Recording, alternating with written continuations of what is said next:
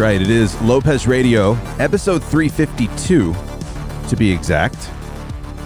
At Lopez Radio for all social media, lopezradio.com. Of course, that's where the podcast is. You're here. You can check us out on Twitch every Tuesday, Wednesday, Thursday, and Sunday. Joining me today is a gentleman who I had the pleasure of meeting and embracing at TwitchCon this past year. And, we met via a Twitch team called TBD. And he's just an all-around great guy and also an audiophile, which I fucking love. He sounds wonderful. Let me change the scene here. Hey, his name is Jbrucifer, at Jbrucifer on Instagram and Twitter. And then you can check him out on Twitch, Jbrucifer, as well. He also hosts a podcast. It's called the Do As I Say, Not As I Do podcast. So be sure to check it out on all your podcast outlets. Bruce, what's going on, man? How are you? Podcast needs. Chilling, dude. I'm just hanging out. It's thought it was Sunday, then I realized it was Saturday, and I'm just like, yeah, I haven't been to work all week. Well, that's actually kind of a pleasant surprise, though, right? It's like, okay. Yeah, it's a little bit, you know. I should rephrase that. It's pleasant under normal circumstances, right? There we go. Under normal circumstances, a surprise Saturday, right? An attack hug from a Saturday. Like a surprise Saturday. Surprise Saturday. Surprise Saturday. Yeah. Surprise Saturday. Surprise Saturday. Oh, it's Saturday. How's things been treating you, man? What do you think? I was thinking about this morning as I was sipping my coffee and making my notes. I was like, what is the biggest thing you miss right now because of quarantine and, because of limited being out with people? People in general, just social. People in general. Social touching, social anything, right? Social consensual butt slaps. Mm-hmm. Mm-hmm. Yeah. Make sure that shit's consensual. That's probably been the the biggest thing. The restaurants, yes. Restaurants. Breweries. I mean, I'm not gonna lie. It's been like one of those just like it's bad, but it's also good because me and the lady have made a lot of different types of food and sorry, I get a little hot and bothered when I talk about food. It's fine. No big deal at all because I mean, we're the same way. Like honestly, me and the wife like to get out and taste the culinary goodness that's around us because we're in a town that has that really good stuff. And Same. The problem tends to be when you don't have the option. Like we usually don't have an option, like not an option, but we usually don't have a problem limiting ourselves on a normal basis. Like, oh, hey, let's just chill out. We went out to eat a couple times, But when the option is removed completely, it's like it's all you want, and it's weird. Yeah. It's just like, you know what? I took this thing for granted. I want it every fucking day now. Just like, remember that one time they went to the Cheesecake Factory? What the fuck? Can I go again? Is it open? Can we go back? Cheesecake Factory. I'm going back to restaurants. Yeah. And here's the thing. What I love. So this is straight off of your Twitter profile.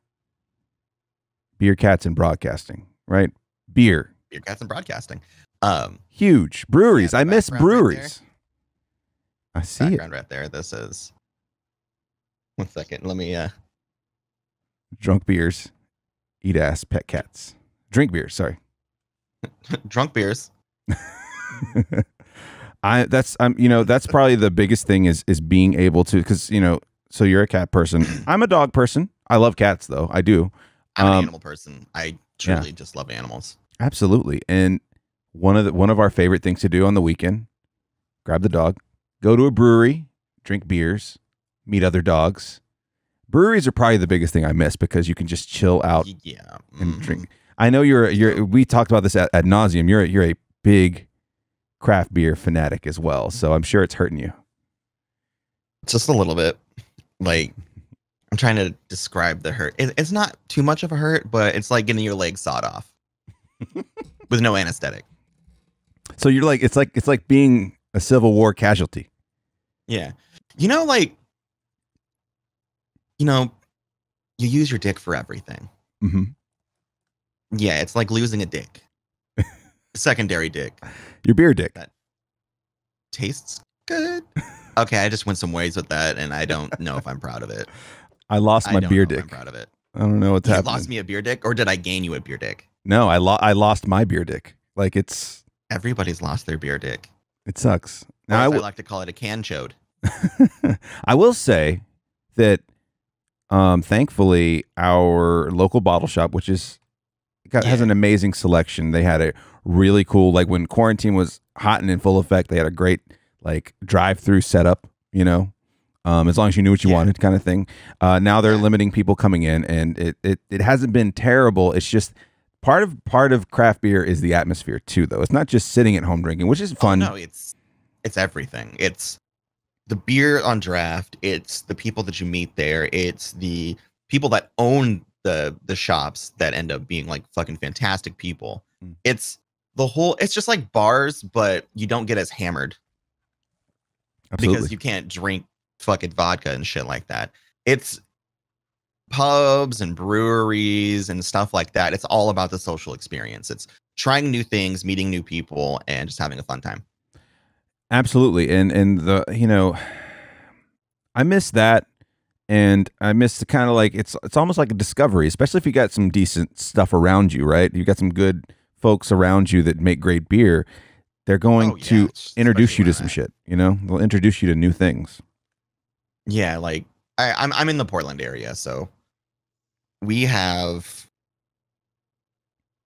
not only the most strip clubs per capita, but we also have like the most breweries per capita. My drive home, I can see probably like 5 or 6 from the freeway, and it's like the big ones. Like the big ones, like I don't know if you've ever heard of like Laurelwood. I don't know if you've ever heard of everything. Let me think. There's a lot to go through my head. We got all the time in the world. All the time in the world. All the time in the world. Yeah, one that I pass by is Widmer Brothers. Okay. Like I see that from the freeway all the fucking time. And then sometimes if traffic's bad, I'll just go off the off streets and I pass right by the brewery. Like right by that big ass building that has that golden goodness. Now, so you mentioned it already. You're in Portland. I've been to Portland a few times. I got some friends that live out there. They're getting ready to move back to the East Coast, but they've lived out there a couple of different times. And I mean, I love the vibe out there. I know it's more crowded than it used to be. I know it's a lot more crowded than it used to be. The first time we went was probably 6-7 years ago. It was wonderful. We went to a Timbers match. We had all kinds of food. Went to the World of Books downtown. Powell's. Powell's, yes, so good. And dude, that's like 5 stories of book goodness. It's just you just keep finding things. And like the last time we went, I noticed I was way more crowded.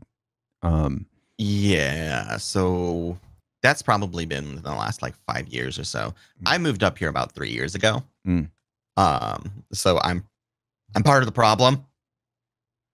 But while it's still crowded, if you're patient and you know how to wait in lines, it's very good to you. Yeah, it's a rewarding place to be, right? It's just like the food, the atmosphere, the beer, the food. I said food yet. I think we went to a few different places while I was there last time, but one of my favorite ones was Level Brewing.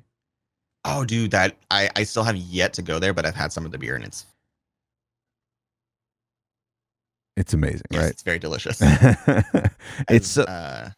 It was just cool because like their menu is a giant arcade cabinet, like everything's video game themed, and you're just kind of like, exactly. It's like I'm 8 and drinking beer. It's fucking awesome. So I'm British. Yeah, 100%. Exactly. It's like I'm 8 and drinking beer. Disclaimer: I am not 8 years old. I am very, very much a man in my 30s. I'm very much into my 30s. But I enjoy the atmosphere out there. I know it's a little more crowded, and but like you said, a little bit of patience goes a long way. Goes a long way. Let me just say that I drive about 25 miles to work. Some days it takes me 45 minutes to get home. Some days it takes me 2 hours. Sounds like Atlanta, honestly. Yeah. Yeah. I mean, big cities, dude. I mean, I think Atlanta might be a little bit larger. So it's probably a little bit more spread out. But all our shit's just real fucking condensed. Yeah, Atlanta's one of those places where you could do all the planning in the world and you're still gonna be almost running late. I don't care how early you leave, you're going to be running late every time. Yeah. No, I feel like that's anywhere that has a lot of traffic. Like, you leave on time, you get to work late. Mm-hmm. Not because you didn't leave on time, but because something in the universe just wants to fuck you. Yeah. Yeah. It's my experience when I was working in Atlanta, and commuting in and stuff like that, was if I leave really early, I'm like, I'm getting ahead of this, then I go through with zero problems, and I'm there, and now I'm waiting the extra 30-45 minutes that I gave myself before I need to be at work. Yeah, no, it's no. Oh no. It's a bad one. Where did you move in from? Not proud to say this. Bakersfield, California. Oh, the home of corn. The home of corn and methamphetamine. Yeah. Wow. And the abundance of racists. That's what I've heard. I've heard it's like, it's bad. And it's Southern California, right? Yeah, it's like, so it's like, here's Central California. Mm-hmm. Here's Bakersfield. It's like the top of Southern California. The reason that I know it's in Southern California is because one time I got the Southern California Disney Pass. Because that's the good thing about living close is you can go whenever the fuck you want till they raise the goddamn price of that to astronomical. Yeah. But it gave me the discount. I'm just like, well, shit. I guess I'm in Southern California. Yeah, it's weird how those places, like, when you're outside of California, right? I've been to Cali a couple times. One was 3 times. 2 times for TwitchCon. And then 1 time for just a trip that me and my wife did. We went out for a wedding in Northern California near Sacramento. And then we actually just drove the PCH all the way down and left out of San Diego. Really cool trip. It's like the 1 or the 101. I can't remember what it is. Yeah, I think it's US 1. It's like one of the most scenic. It's one of the most scenic drives in the United States. It's amazing. It's beautiful. Absolutely. So many places to stop out. And she's a photographer, so we were stopping like every 30 minutes. Every 30 minutes, she's like, I need to take a picture of this. I'm like, there's got to be more. Like, get your shutter speed up. Just take it when we're driving. Yeah. Hang out the window. I'll hold on to the back of your pants. I'm going to build a specific harness for you. Which is like one of those movie fucking dollies. Yeah. Or you see those like crazy harnesses they build that they'll like hang off the side of vehicles and they're filming at the same time. You're like, holy shit, that's what my wife needs. Upside down? Yeah. That doesn't look safe. Like a wing walker, like people who walk on the wings of planes. Oh no. That's a no. No.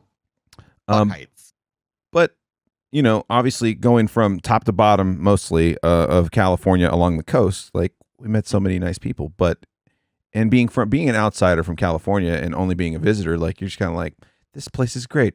There's no way, like, bad people exist, but you feel like there's some places where being such a blue state, right? You feel like I'm not going to run into any kind of racial problems, but they're there. Here's the thing. Yeah. It's blue in the big cities. That's it. Smaller cities, that shit's mostly red. The only reason that it primarily votes blue is because the all of the anybody that's in like legislative is in the big cities. So you're just going to be like, oh, well, I'm from bumfuck California. Yeehaw, cowboys and shit. And then you go to the city, it's just like, well, we actually make the rules, so kind of fuck you. Yeah. It's kind of inverse. There's a lot of red in California. Yeah. It's inverse here. I mean, it's mostly red in Georgia. And then you have Atlanta, of course, which is mostly blue. And then you have some pocket college towns, which I'm in one of them, that are blue. But for the most part, the rest of the state is red. So everything kind of leans red. Red because means stop. Red means stop. Stop. Blue means, I don't know what blue means, but red means stop. I'd have to say, though, like, even reflecting on the trips out to California, out to Portland, and stuff like that, I think travel's the thing me and the wife are missing the most, because that's kind of like our chance to go. And I mean, we're pretty well versed in the culture that's around here. She went to college here. I grew up here, so it's like, yeah, I know I love this place, but I love to take in other places too, and that's probably what we missed the most, because we're just like, damn it, we actually had a trip scheduled a couple of weeks ago that we scheduled months back, and obviously that's all canceled. And just the little things, man, getting out of town for the weekend, things like that. Oh yeah. We never really traveled all that much, but I think after this we're probably going to. We were kind of more homebodies than anything, and with this, kind of me, I'm a social person. You know this. Yeah. That's my superpower. I mean, it's true. Yeah. I agree. Tell me when you met me, it wasn't like we already knew each other for like fucking 5-6 years. Dude, I like, it was immediate comfort. I was like, I must embrace this man. I must embrace him now. Hold me close now, Lopez Radio. But no, like we kind of figured out that human interaction is nice, and we need to go and hang out more. Yeah, it's easy. Like, I think it comes back to what we were talking about a minute ago. Like, when the option's taken away, then you're like, oh, that is important. Like, it's so casual when it's there on the table. People. Yeah. When it's there on the table, you can be like, I want to stay home. I'm good. Because I like being at home. Like, I like my house. I like my studio. She's got her own studio, and we've got, the rest of the house. Are you in a basement? I'm in a basement. You lucky son of a bitch. No. We've got an apartment. We see, and I think that's what's kept us a little less stir crazy, is the fact that we've got our own little spots, and then we've got our bedroom away from it, so we could walk away, close the door to the basement, and so I've been working from home, so this, once work time's over, I can walk away from it. When you're in a small place, like in our last place, we were in an apartment as well, a nicely sized 1-bedroom apartment with our dogs, and she worked from home. I did not, but she did. And since she didn't have a room to go to, like, her desk was kind of out in what would be the dining area for most people. She never really got to leave that, so that stress never went away, So it was like, even though we're sitting on the couch watching TV, work is just over your shoulder kind of thing, and it's just kind of, it really messed with her. It's just like, you just hear that thing in the back of your head. It's just like, hi, hey, remember that report? That's right, bitch. It's ready to go. Yeah. These voicemails. I'm holding on to these voicemails. See the light? See the light blinking? Voicemails here. Answer me. Please. Answer me. Please. Yeah. Pick up the fucking phone. But I think... no, it's just... Go ahead. We have a 2-bedroom apartment. We literally got one of the bedrooms, so I had a studio. That was like one of the stipulations of moving into where we moved into, because we lived somewhere else beforehand, and it had 2 bedrooms, and we were just like, oh, this is going to be like our guest room and stuff like that. And we realized this, like, oh, we don't have a lot of guests. And then I started streaming, and then I decided, hey, this is going to be my studio. And then when moving into the new place, we're like, okay, so we can't go less than 1 or less than 2 bedrooms because we need to have the area for you to stream. And I'm just like, thank, Yeah, thank you. thank you so much. I think that I think it's super important to have your creative space. Like it's always been important to me. You know, coming from a mostly creative background in being in radio, doing podcasting. I mean, even if like she doesn't do those things, she has photography and art and shit she likes to do, but having that space is nice to be able to be like, I can close these doors, I can kind of dig into this without someone randomly walking by and distracting me from it. You can kind of lock in, right? It helps big time for your, if just like, I know people, I'm friends with people who, they stream out in their living room. They got a desk out in the living room, and I'm just like, that would drive me nuts. I can't do it. I cannot do it. I cannot fucking do it. The only time I can do it is if there's like a special little thing, because I mean, sometimes I say sometimes, and I mean once. We had like just like a little stream from our kitchen because we were making food. We were making little lemon cakes for the premiere of one of the seasons of Game of Thrones. Okay. Because Sansa Stark's one of her favorite dishes has to do with lemons. Yeah. But other than that, dude, like I have to have my own space. Like I didn't know it beforehand, but I have to have like my own space that I can set as my own, that I can have my own backdrops in, that I can have my own, I don't know, like creative feng shui. It's calming to customize a space that's yours. I've been doing some customization. Like I love, like, your background looks great. Like the lighting, the skateboards on the wall, like everything back there. It's amazing. That guy. My face. That's his face. It looks so good. Like it really is. He's zooming in on it. It's awesome. That's right. I zoom in on podcasts. Well, some people are watching on YouTube's. There they go. They see it. But that was actually sent to me by a friend. It's somebody that watches the stream, and I'm just like, he's like, "What's your address?" I'm just like, "Hey, creepy." I got something for you. And then it came like a day later, and it's just like, "Here you go." Wow. And it was just a fucking skateboard with my face on it. It's incredible. Like, oh, shit.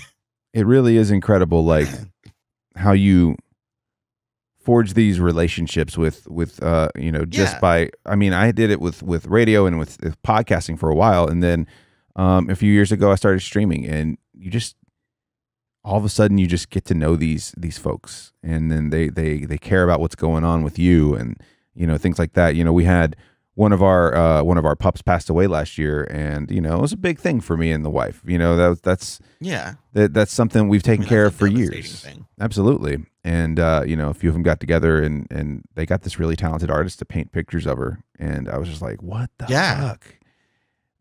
Like the whole crazy thing about, I mean, any type of content creation is the fact that you are starting out from nothing, then you start building up like a community, and you bring yourself to making like a safe space for people to express whatever the fuck they want to.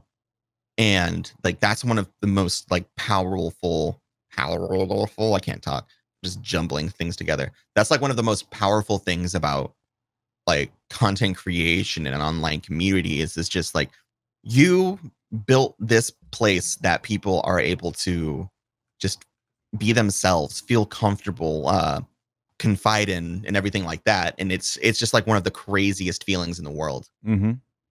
And it's wild too, because it still feels like imposter syndrome sometimes, where I'm just kind of like, people are looking forward to coming in and hanging out with me while I play video games and talk shit. Like, it feels like, all right, go on, kick in the door, drag me out of here. I'm not supposed to be doing this. I'm sorry, where you at, Ashton? No. Like, so here's the thing with me. I never, before I started any of this, I didn't know what imposter syndrome was. I still have barely an inkling what it is, but I think it has to do with, you don't feel that you have earned or deserve the the success, or not even success, but just the place where you're at. Yeah, the situation that you're in, and whether it be bad or good and stuff like that. I still feel that shit every day, 100%. Like there'll be days that I start. It's just like, honestly, I know nobody's gonna be here, but I'm just gonna have fun, whatever. Fuck it. Then 50 people will be there, and I'm just like, I'm sorry, bitch. What? Yeah. Yeah. It's probably one of the most crazy feelings, just knowing that in the back of your head, because I know that a lot of people are like this, and a lot of people will tell you it's just like, well, you shouldn't be like that, and it's just like, bro, that's the way I feel. But there are still times that I think it's just like, what the fuck's going on? I ain't shit. And that's like one of the things that a lot of people like battle against, like that they're like imposter syndrome, or the feeling of unworthiness to having I guess your community or your audience or whatever the fuck, no matter how big or small, there's always going to be that imposter syndrome, and that feeling of unworthiness. Yeah. You know? We got a little bit deep here. No, and I love it. I love getting deep with Jay Bruce. But like that one night, there was that one time in San Diego. But like, yeah, but but like, I think people also, it's hard to let them know what that feeling's like, and that it's not necessarily a bad thing. It's like, I'm thankful, and I'm just like, wow, I'm very lucky. It's like feeling fortunate. Yeah, you're fortunate. Yeah. Yeah, it's the people. The one good thing about the people that have a lot of this is like, they might say like, I don't deserve this and stuff like that. But when they are on that big up, I guess, because I guess it has its ups and downs.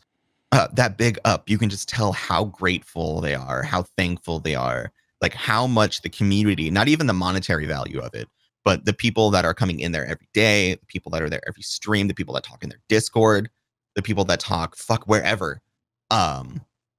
You can tell that they are so grateful, and they're so just appreciative of everything that they've been given. And they're just like, well, I didn't work for this. And nah, bitch, you worked for it. Sure. You worked hard as fuck. Broadcasters, in my opinion, are some of the most hardworking people, because the thing is, they're not getting paid hourly, so they don't give a fuck about hours. They're working tirelessly to bring you quality content and make their shit as good as possible. And a lot of people are just like, oh, you turn on the camera and you're good. It's just like, bitch, I'm sorry. Does this just happen? No, that took a week of me trying to figure that shit out, because there was no tutorials on it.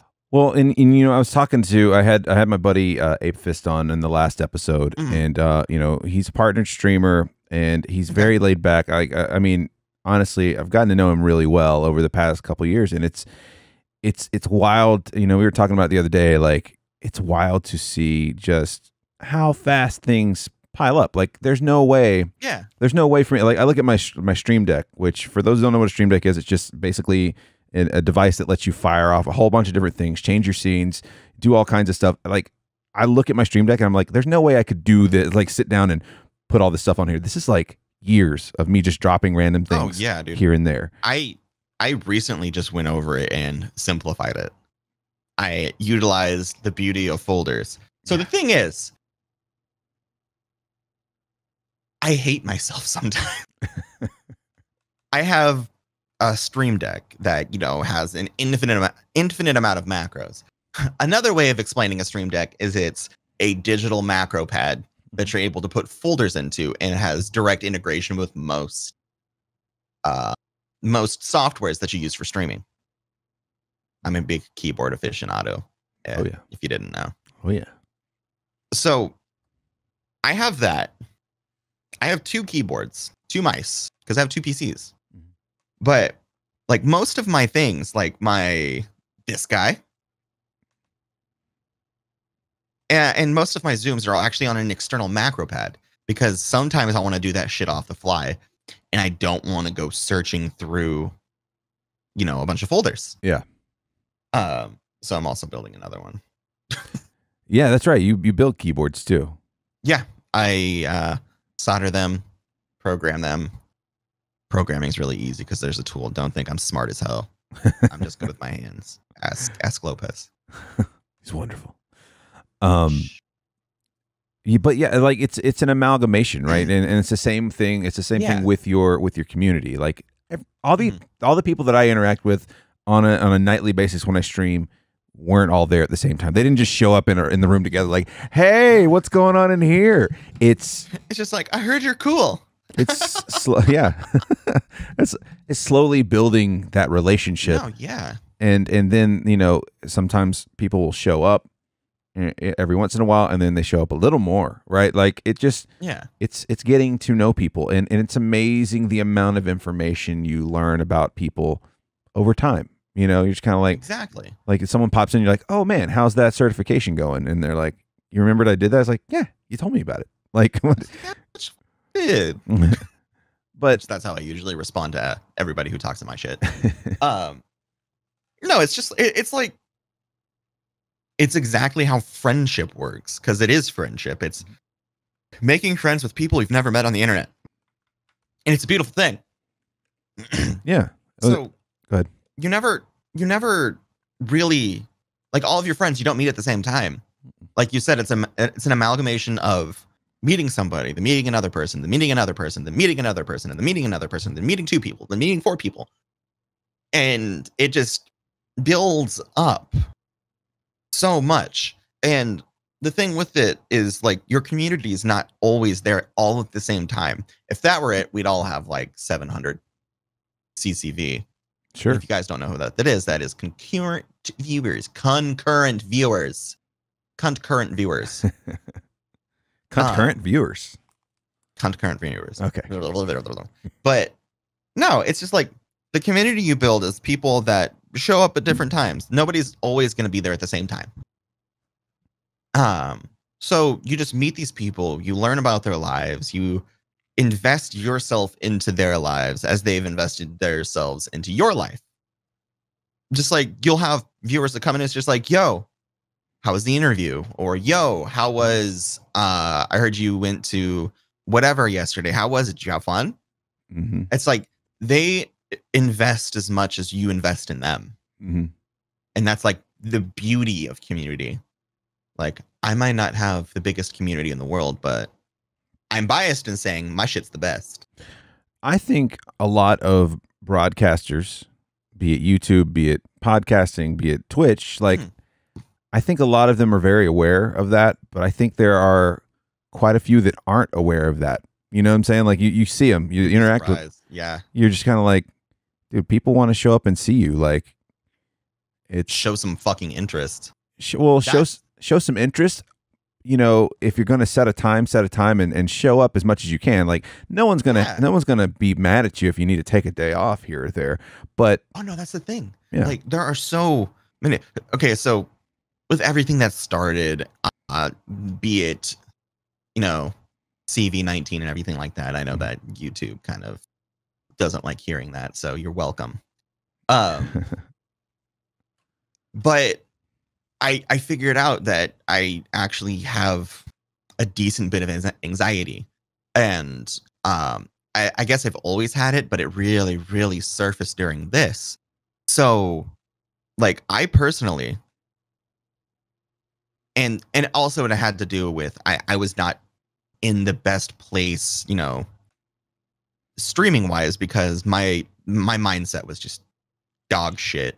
I really was very, very down on myself. I'd hit like a huge peak, and then things went down, and I had like a real, like, unrealistic goal for myself, and I didn't meet it, and I really took it hard. Mm-hmm. But like, I felt bad for telling that my community, like, "Hey, I really need to take like a week or 2 off. I need to make sure that I'm mentally there, because the content that I'm bringing you is fucking subpar, and, you know, I can't handle that." And then, like, a lot of them came back with, "Hey, why the fuck are you apologizing? Don't apologize. Take care of yourself. Like, we don't give a shit about your stream. We give a shit about you." And, like, that's one of the biggest, like, most gratifying things that has ever happened to me was knowing that there are a bunch of people that started out as strangers on the internet that some of them I don't even know what the fuck they look like, but they give so much of a shit about me that they're like, what the fuck are you still doing here? Go rest. And it was beautiful. Mm-hmm. I think that's something I've noticed throughout quarantine as well. You know, be it someone who is having to work from home, be it someone who maybe got laid off their job. Yeah. I've got all those folks, people who are still working their job as normal. Like, it just depends on what they're doing. So you got all those varying stages. Yeah. And it's wild because you can see how it takes that toll on folks. And you can see the effect. Yeah. And I'm in the boat. Everything. Yeah. I'm in the boat with you too. Like, I definitely, there's been times during this, you know, however long we've been going through this, 12 weeks at this point, something like that, 12, 13 weeks. Yeah, it's been a few months. It's been like 4 months. That I've been like, man, I really feel like crap right now. Like, I really just am not motivated because, you know, you get overwhelmed and you might not even know it's anxiety because maybe it's something that never reared its head in this way before. You're just kind of like, why do I feel like shit? Why do I feel like garbage right now? And like, maybe it is. I feel worthless. Yeah, because I mean, you know, it's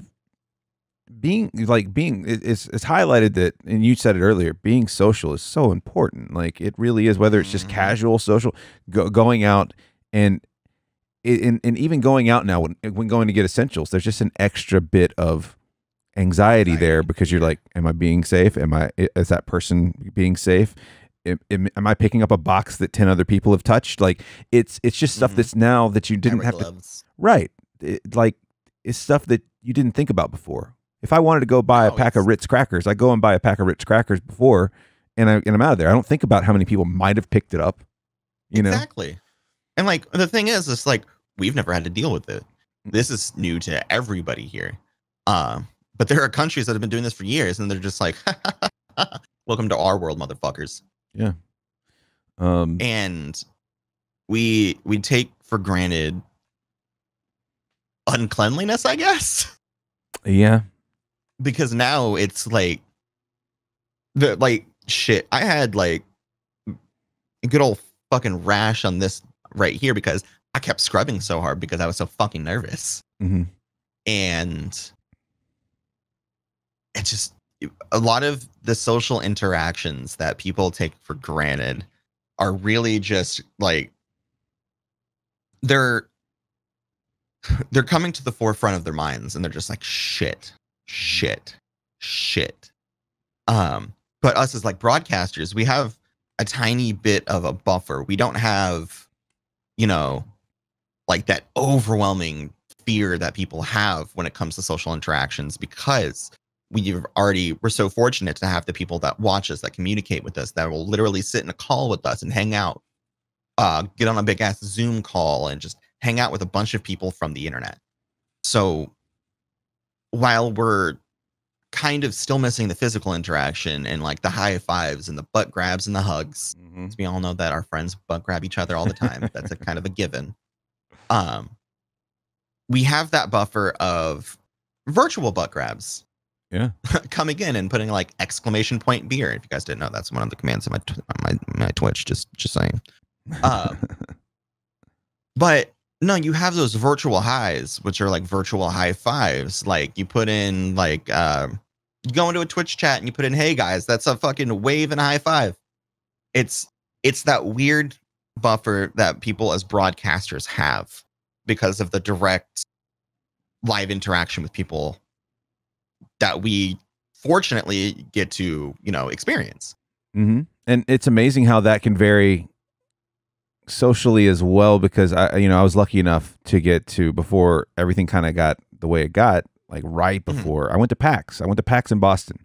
Yeah. And I met, it was weird. Like, I feel like I met and got to hang out with and get to know a lot more broadcasters on a different level than when you go to a TwitchCon, right? It's a little. I mean, everybody's not in like everybody's not in promotion mode, you know. everybody's kind of I relaxed. wasn't, even though y'all got some fucking koozies. But like what I'm saying is like more people are in that promotion. Like, how can I help myself get better? Because that's what something like TwitchCon's about. It's a business thing. It was amazing to me to meet some broadcasters that when you go to their channel, they're loud, they're boisterous, they're having fun with their chat, they're fucking super social, they're having a great time, and then you meet them in person, and they're like really meek and quiet, really reserved, because they're outside of their zone, right? Comfort zone. Yeah. Yeah. My comfort zone is everything. You can attest I'm literally the same. My comfort zone is planet Earth.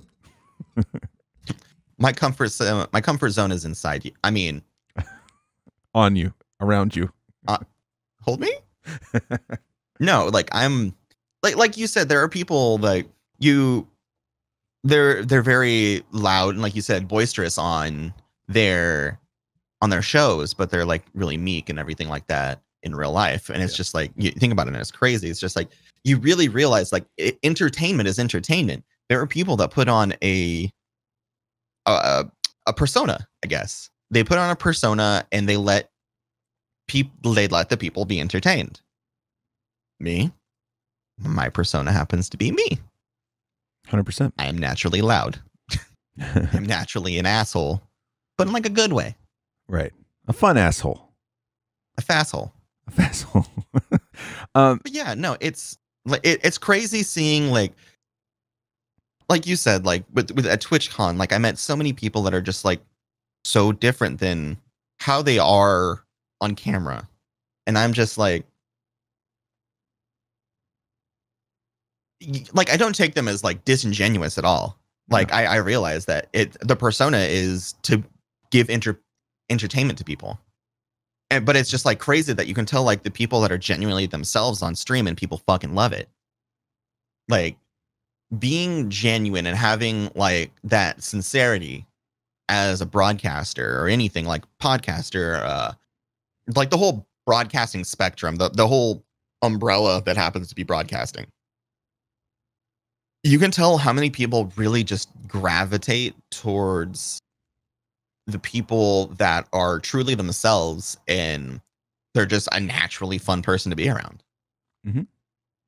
Well, it creates more of an organic type of community, right? So because we've all been in, you know, a chat where there's 1,000, 2,000, 3,000 people.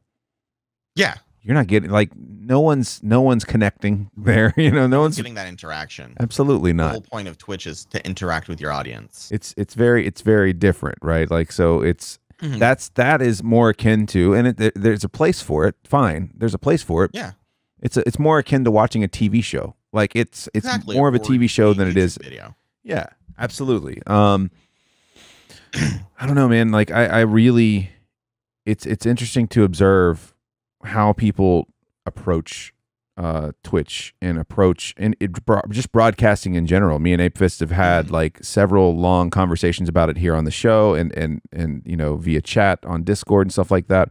The thing I noticed the most, and you kind of touched on it earlier when you were talking about like how you've been feeling lately, is like I think a lot of people are really quick to set unrealistic expectations. Yeah. It's all about tuning in those expectations and keeping them to something that's attainable, but that still requires work to get there. Exactly. And the thing is, like, the one thing that I really, really, I did, and I not really regret, because it led me to like to grow as a person, to grow as, you know, somebody who's, you know, dealt with it and it came out the other side. But like the thing is like you can set those expectations, you can set those like goals or whatever, but when you don't meet them, just don't take them personally. Don't take it as like I fucking failed, I'm done, I fucking hate this shit. Take it as like, okay, well, I didn't get it this time, but you know, I learned where I need to go from here. I learned what I need to do. I learned like the little bits that I need to tweak to kind of get a little bit closer. Instead of being it as like, I have this goal, I need to meet it. You need to have like a goal, a mid goal, another mid goal. You need to have those goals that meet up to that giant goal. And that's like the one thing that Like, I wasn't thinking about when I set goals. I was just like, oh, you know what? I had a fucking good month this month. Let's fucking get it. You know what? Fuck it. Let's do it. Let's go. But I really should have been like, you know what? I want to get to this one big part. Like, I mean, the thing with like most Twitch broadcasters is they have that overarching goal of getting that fucking check mark. And a lot of people don't understand, like, you really need to have so many little tiny goals. Why is my cat in here? I didn't notice she was in here. You need to have those instead of, you need to have like a 10% step, a 20% step, a 30% step. Otherwise, you're going to go fucking crazy. Unlike Drake, you can't go from 0 to 100 real quick. No, you can't. And here's the thing. No. I think that there's an unrealistic outsider's view of what that check mark means, what that verified check mark means. Because you've talked to a lot of, and I've talked to a lot of partners. I have a lot of friends that are partners. And it's just like, they're like, nah, man, it's still the same grind. Like nothing it's automatically changes overnight. Literally just the beginning. Yeah. Well, if like, anything, you get that check mark, it's cool. It's like, I've been validated. What am I doing now? That's literally that. So how I view the check mark, because I'm not even gonna fucking front about it. I want that shit. Do you want that shit? Sure, absolutely. We all want that shit. Yeah. That is the thing. As somebody who's not a partnered broadcaster on any platform, is like, that is the goal that you strive for, because that is what you see the successful people having. But what you don't realize is that check mark, there's a door that's slightly open as, say, an affiliate. That check mark as a partner opens it a little bit more, and you just have to work on more shit and more shit to slowly open that door until that motherfucker comes off the hinges. And that's when you get to, like, you know, Lupo size or Tim the Tatman size. I like to call that. That's a whole different fucking ball game. That's not even live interaction anymore. That is putting on a show, reading a couple fucking tips, reading a couple lines of people that have fucking subbed and stuff like that. It's a totally different set of entertainment. Yeah. And that's a level I like. So those guys that you mentioned, Tim, Lupo, any of those guys, that is called, like, that's when you've reached an undeniable level. You know what I'm saying? Like as far as like, all right, I know if I go live, at bare minimum, I'm gonna have X amount of people there, right? Yeah, very different. Which on some of them, it's like thousands. It's incredible. It's like you get me in that 200, 300 fucking viewer mark, I'm alive. You get me in that 5 viewer mark, I'm also alive. Absolutely. And from talking to, you know, and just as, because I do have people that listen to the show, watch the show, that have nothing to do with Twitch, right? Yeah. So the check mark we're talking about is becoming a partner with Twitch. So that means you're able, like, in their eyes, you've met enough stats to become a partner, have a few more liberties and things that you can share with your community. Up until that, you are either, you know, a community member or an affiliate, which is kind of like an in between the two things. Yeah. So community member is pretty much you just started either streaming or you just watch shit. Affiliate is you met some minimum requirements, which are very minimum, and you can meet those in like a fucking week. Yeah. If you just do it. Yeah. But the partnership is like the end all be all, quote which unquote. Is not. Yeah. Quote unquote end all be all. It's pretty much the top status, I guess, for Twitch. It's like having a check mark on Instagram or Twitter, or being like a verified YouTube person. Yeah. Because I don't know what that's called. Just a YouTube person? Yeah, I guess so. Yeah, I think it's the same thing. I think they just call it verified. Partner, I guess. Yeah, it's a partner, but I think they lean on the verified thing a little more, just like Twitter. Yeah. I mean, so. Yeah, just a verified account, whatever. But yeah, no, it's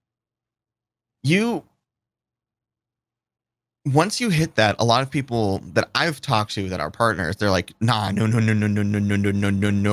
you haven't made shit. You are essentially just starting over. Yeah. you might have a little bit more of a built-in community already, but you are starting the fuck over. You just have a little bit more clout. Yeah. A little more credibility, quote unquote. Yeah. You have a little bit more, that verified badge is essentially just something that sadly companies look more into. The one thing that I've noticed is like you have a little bit more credibility with companies, like I guess in the gaming industry and the broadcasting, like Twitch sphere, I guess. But like I've seen affiliates that are killing it just as much, maybe more, and that's why they're partners now. Right. From a lot of the partners I've talked to, they're like, that check mark just means now it's time to do real work, more work. That you're still in the middle of the hill. You're not at the top of the hill. Just keep fucking going, man. Yeah, don't even fucking pretend. Well, in the road, 100% real. Don't pretend that you've made shit. Yeah. The road to that too. So many people burn out. Like you can probably attest to this. How many people have you watched casually or very, very actively? They make that push. They work really hard. They get the check mark, and then all of a sudden they're fucking gone. Oh yeah. So the thing is also it has to do with them just putting so much time and so much work into it. So I've seen this happen so many times. It's just like when you stream or put out content for 7 days straight for a year, you're going to end up hating it. Yeah. It's not even hating it, but you're just going to be like, why the fuck am I doing this? And then you're going to take a long hiatus. And then there's the people in the community that, it's not a bad thing, but there are some people that decide, hey, this person is going for this goal. Let's help them meet this goal. Let's build them up, meet this goal, and hell yeah. And then when they meet it, they're like, all right, job's done. Let's fucking go. Yeah. And like the whole partner push thing, I made it apparent to my community. It's just like, yeah, no, this is the goal at some point. Like, I want to be this just so I have this. And truthfully, it's not even because I want doors open for me. It's just because I want that validation for myself. Because personally, and not to sound like a cocky asshole, but I believe my content's fucking amazing. I believe that I have some fucking grade A USDA approved prime content. And like, I see myself as, in my own head, a top creator for the platform that I'm on. I want validation for that. I want myself, because I'm going to be 100% real. I'm a very positive person, but I'm also a negative fucking asshole when it comes to myself. Yeah. I think you get that with a lot of creatives, right? Really, and that's been a theme on this podcast for fucking ever. Like, people who are creative, people who create content, people who put themselves out there and their work out there, be they an artist or any kind of thing that's something you created and put out there. I've got friends that, like my tattoo artist, one of the most creative and amazing artists. Whether he's painting or doing tattoos, he still has a hard time taking the compliment, right? Like he's still like, whatever, he plays it off, because I think a true artist or a person who's truly putting things out there, there's always a slight bit of dissatisfaction with something.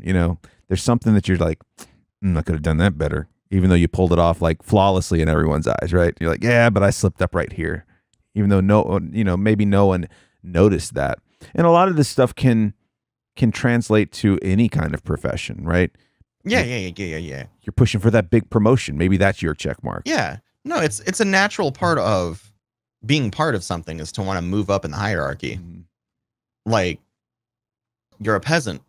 Your ass wants to become a knight at some point. You see peasants always wondering, it's just like, when am I going to get this knighthood? Oh, blah, blah, blah. Then when you're a knight, you're like, no, I want to be like, I want to move up. I want to move up. I want to move up. Progression is a natural part of, I guess, the human experience, right? Well, yeah. And it starts to feel stale if you're not working towards something. It starts feeling really stale. Stagnant. And I think we've all been there, right? We've all had that time where you're like, shit. And honestly, we've been talking about how quarantine's been affecting us. I think that it's made us feel that quicker. You know what I'm saying? Like I think the fact that you can't have more time to put into things. Well, and things like creation need experience, right? You need to be able to go, oh, I was out at the store today and I found this thing, or you went to the brewery the other day and I met these people and they were amazing and this is what we talked about. Like it's so many ideas that you're not getting right now. Yeah. And then now it's just like I was on Amazon and I saw something and you're like, oh fuck. And I clicked it. Here it is. You know, it's clicked it there. Sick. I do. So kind of related to Twitch, but not so much. You love audio. Clearly, you sound amazing. You sound great. Do I? Yeah. And tell me how I sound. Tell me how amazing I sound. And you love broadcasting. So what got you interested in it? Do you have a history in broadcasting? Like what? Nope. What kind of pulled you toward Twitch? Like what? Do you have anything that was one day like you saw it and you're like, ooh, I like this. I want to try it. So the thing is, like, I can actually literally point to like my first interactions on Twitch. There's a broadcaster called Barnacules that I watched on YouTube. He had videos, like the whole tech YouTube thing. Then he's like, hey, I stream on Twitch. I'm like, what the fuck is Twitch? And then I went onto it and I was just like, oh, okay. This is cool. So like at first I was just literally just watching him. I was just like, you know what? There's probably some games that I like. And at that point, somebody had mentioned to me like, hey, Elite Dangerous is a really cool game that you probably might enjoy. So I went and searched up some people on that, met a broadcaster named, at that point it was, what was it? The Game Case, but he's now Cuddles. Okay. Super solid broadcaster, fucking amazing person, and fucking great friend. But through him, I actually met like my core friends on Twitch, I guess. A very good friend of mine, Jdubious. Another good friend of mine, Marcos MVP. People like that. And I watched them and it was just like, this looks really fun. So I talked to Chelsea, my fiance, and I'm just like, should I do this? Like, I just asked her that for a week and she's like, shut the fuck up. You're good at this. Just do it. Thus, I started broadcasting. And it's like, one thing about me is I'm very, very, very anal about learning about things. Mm-hmm. So, like, I pick something up. I'm just like, all right, let's spend like 40 hours just realizing what this means. So with broadcasting, like, my first streams were dog shit. Audio sounded like ass. Not even like ass, because I had like a mod mic, which, I mean, if you know what a mod mic is, it's an external microphone that you can add to any set of like headphones. And it sounds decent because it's not just a gaming headset. Right. But I had one of those and I was just like, okay. So I bought after that, I bought like a cheap little condenser mic. And I was just like, oh, so this sounds a little bit better. Then I did the deep dive. Oh, the deep dive. It's a dangerous cliff. Oh, the dangerous cliff that I still go on every single fucking day. Yep. And that is broadcast audio. Broadcast audio is my fucking favorite thing to do. Oh my God. Like, sex is great, but have you ever adjusted a hardware compressor? Just tweaking those knobs, getting to sound good. Ooh. No, it's just like I really got interested in it because there was so much going into it. There's just like so much little bits of this, a little bit of compressor in my life, a little bit of noise gate, blah, blah, blah. I'm trying to do Mambo number 5, but I'm doing terrible. It's fine. But like one of the things that really caught me was just like, you can do all this virtually. Like, you don't have to have all this hardware stuff. You can literally have a mic and just do it wherever. Like, I can learn so much shit by just doing it in a plugin. And with that, I learned how to do like noise gate compression. I learned what all of those things were and what they did and why they were needed to be done. And it just became like a real big passion for me. I love audio. Like, I started a podcast because I love audio. I love not only audio, but I like teaching people about audio. Like, that's the one thing that anytime you're in my stream, you can attest for this. Like, somebody will ask me something and I just go on a fucking tangent about explaining what it is, what it does, how to do it, showing examples. Like, teaching people how to make themselves look and sound better is like my thing that I love to do. I just don't monetize it because I don't care. You care about getting it out there. It's just not something. Yeah, it's just not something that it's just something that I've always done. Well, you know, and you also like. There's just some things in life, and talking to a lot of other people who put media out there. Mm-hmm. There's just some things in life that you want to be not a grind, right? You want it to be something that I just give a fuck about this, just for the fact I give a fuck about I care. This. Therefore, I do.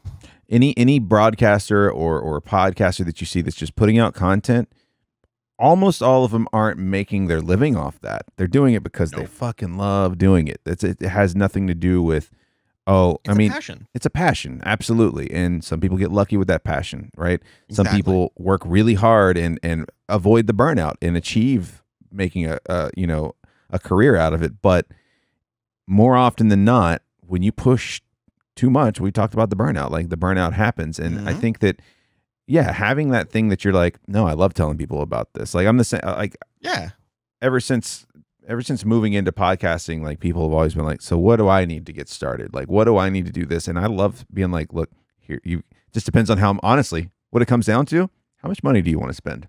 Because you can spend. If you don't want to spend shit, you have a phone, right? If you want to spend a little bit, you got this option. If you want to go mid-range, you've got this option. And if you want to go high-end, you can go thousands and thousands of dollars, you know? I'm not even going to go how deep I am. Like, this was not a cheap mic, and I love it so much. Yeah, it's Electro Voice. It's the RE320. Mm-hmm. You can tell because it looks like a penis. Well, that's got a little head. That's, what's the silver one? The silver one's the RE... So there's a silver, and then there is a gray. The gray one. The gray one is which one? The gray one's the RE20, which is like one of the best broadcast. That was for a while before the SM7B. The RE20 was a broadcasting standard since like the 50s or the 40s. Every radio station I worked in had RE20s. Every single one. Exactly. So, fun little thing about Electro Voice. I love Electro Voice. Like, honestly, I don't think. Like, there are going to be other mics that I'm going to buy, but there are going to be other types of mics. For dynamic mics, I'm going to stick with like the Electro Voice, because personally, I think it really just grabs my voice the way I want it to. Mm-hmm. And I just love the way it looks, not because it looks like a dick, just because it looks like a dick. It's a plus. I mean, whatever. It's a plus. It's a throbbing plus. But like, the fun thing about Electro Voice is they started out in, what was it, World War I or it was one of the wars, and they started out as a communications company for the United States. I think it was the United States. Might have not been the United States. I think it was the United States though. Mm-hmm. But I know that they started out as a communications company making long range communications for some soldiers. The more you know. Ding ding. But no, like, audio became a huge part of, I guess, my broadcasting identity, because people associate with me with, hey, what mic should I grab? And I love that shit. Yeah. And I have I have so many lists of things that I just have made for people. It's just like, how much you want to spend? You want to spend this? Here you go. You don't want to spend shit? Literally, just go to Anchor, record it from your phone. It's going to sound like ass, but you're putting out content. Mm-hmm. One thing about people that don't get about making content is one of the best ways to make content is to just fucking make content. Turn it on. It's gonna, yep. Yeah. Yeah. It's going to be a little dog shitty. It's going to be not the best, but you're going to get it out. You're going to get your opinions out. You're going to get your feelings towards anything out. You're going to start that creative journey, and you're going to just do the fucking thing. Yeah. Well, you'll find out more about yourself just doing it, right? So you record your first podcast or two.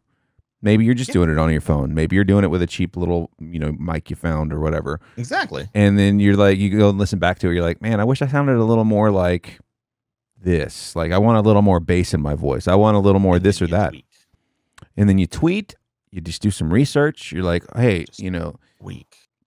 It's so, at a certain point, it doesn't really matter, especially in the cost range. At a certain point, it comes down to more than what does my audience like to hear. It's like, what do you like to hear back? Because you're not going to be happy with the content if it's not sounding the way you want it to sound. You may have amazing content and get all the praise in the world, but you're like, but man, my voice just sounds too empty. And sometimes, you do the research and you find out what that is. But like you said, I think the most important thing that I always tell people too is like, start recording it on your phone, see what you think. Like, it's more of just getting into the rhythm of doing it, because you're not going to just finding that sweet spot. Absolutely. You're not going to flip on the mic the first time ever and put out something that's going to shatter the world. Like, you're just not. That's my issue. My issue when it comes to making different content besides podcasting and even podcasting too. I naturally just am so good with Twitch. Yeah. That making other content that's not live, that's not interactive, sometimes just eludes me. And then I want to make these things, and then I realize, hey, I might want to make these, but I realize it's not going to be fucking perfect the first time. But in the back of my head, a little bit of that fucking perfectionist bullshit is just like, no, bitch, you ain't putting out shit unless it's perfect. And it's just like, I've never edited before. It's not going to be perfect. No. 3 years later. I do this podcast live to tape. So pretty much, unless something really needs to be edited, it goes out as I record it. Like, in very rare cases, I'll go through it and maybe something spiked or something like that. But for the most part, it goes out as is. I cannot stand, like, I'll do it. I mean, obviously I recorded commercials for radio and stuff like that, but I can't, like, I hate writing things down and reading them. Like, I will, if you look at my notes, it says cat guy, beer guy, history of broadcasting ? Twitch currently, like stuff like that. Like, I can't have those words written out. So right now I am in the midst of planning out YouTube stuff because I want to put out YouTube stuff. I want to put out YouTube stuff. I love that site. That site. It's literally just all Stu from the Rugrats. Welcome to You, Stu. I was gonna say it was a crock pot channel, but okay. Jesus Christ. That's just as good. But no, like, I'm currently in the whole venture of trying to put out videos, and it is not something I'm comfortable with. Flashback to like 4 months ago, not even 4 months ago, like maybe around Christmas time. So like 6 months ago, I realized I can just look at the date and realize what time that was. But I tried, filming, just start like intro stuff for like the new Twitch layout things. Like whenever they first announced it or stuff like that. So maybe it might not have been. I'm not good with time frames, but I got in front of it. I started recording it. I started writing down stuff that I wanted to do. I just got so overwhelmed that I just shut my fucking computer off. It's something that I'm going to do, and I need to do because I want to do it, but it's something so far outside of my comfort zone that it literally just shut me down. So people aren't going to be able to do things perfect the first fucking time. It's not going to be something that people are just going to be like, oh, wow. You're not going to be the fucking star the first go around, unless for some weird reason you have a huge broadcasting team. But you're still not going to be the star the first fucking try. You're going to start with zero viewers. Yep. Always. Just kidding. Maybe one. That one person is you. Yeah. The other laptop that you have sitting across the room. Yo, lappy. But and that's the thing, and I think a lot of people forget about that too, because they'll jump into any kind of creative venture and they're like, no one's saying anything. And I'm like, well, dude, I was doing this for years and no one said shit. You know, like you just have to be like, you have to remember like all those people that you like, all these podcasts you like, the radio shows, any of that stuff, the TV shows, like any of the stars, like they started somewhere where no one watched. Like you ever looked at like fucking, let's take Jason Momoa, for example, right? Aquaman, Yeah. Aquaman, sexy, right? Great dude. Everybody knows who he is. Khal Drogo. Bet you didn't know he was a fucking side character on Baywatch at one point. Like, I didn't actually, but I know that that dude has washboard abs that I want to rub my face on. Yeah. And it's I don't care if I get a bruise. I care not. I'll bruise my face. I'll bruise that motherfucker for real. But I mean, here's the thing. Like, all these people that you're watching, that you look up to, at some point, they were by themselves. Shit. They were by themselves figuring it out. Like, they had to get there. You know, just because you have, and I tell the people this too, because they're like, what mic do you have? I want that mic. It's like, just because you have this mic doesn't mean it's going to make you sound like you think you're going to sound, right? Part of it's mic technique. Part of it's knowing that, I can have it this close, you know? Yeah. That's how far my mic is from my face. Yeah, it's like 4 or 5 inches, right? This right here gives the illusion that it's like a foot away from my face. Mm-hmm. But, I mean, how clearly can you hear me? Do I sound bassy and full-bodied? Mm-hmm. Well, you also fall into your own things of comfort, right? You fall into your own techniques. I am honestly, for the longest time, I like having. I was trained to have my mic really close to my face because that's the way. Oh yeah, chomping that motherfucker. Right. So at any given time, and I tell people this all the time on stream or if they're watching a video, I'm like, look, man, I can just push it with my chin at all times, and it's. Sorry, do that again. There you go. Reminds me of San Diego. It's a good technique. Good motion. But like, it takes a while to remember. If I'm talking to someone and I lean away to talk to them, it's just second nature for me to grab my mic and bring it with me. And some people don't think about that. Exactly. You just don't, like, after a while, it's just things that are baked in. And it's just the amalgamation that we talked about earlier. A lot of people don't understand, like even big broadcasters, they don't understand that like mic technique is the biggest thing when it comes to audio. It's huge. Like you could have, what mic do you have? I don't even know what mic you This have. is the AT2020 Audio Technica. Okay, it's the AT2020. Fucking good old reliable. Yeah. So a lot of people don't realize that to get that full-bodied experience from any mic, whether it be a dynamic, whether it be a condenser, you have to have it close to your voice, close to your mouth. Mm-hmm. You have to have that proximity effect. And so a lot of people will just be like, yeah, that's cool. Yeah, can you hear me? I'm on. Yeah, this is a cool game. Mm-hmm. And I mean, it's a little bit more extreme with mine because mine's meant to be close to your face. That's the whole point of dynamic microphones. They are the essential broadcast microphone for people that are doing podcast and radio stuff. Yeah. Because not only rear rejection, but it also is such a sensitive mic that anything's going to fucking set it off. Yeah. But a lot of people think that since you have a condenser mic and it picks up more, it can be further away. And a lot of people have it they have like a wide shot and they have it outside of their shot and you can just hear everything. And they don't realize that, hey, if you are putting your microphone that far away from you, then you should really, really put some more audio treatment into your room.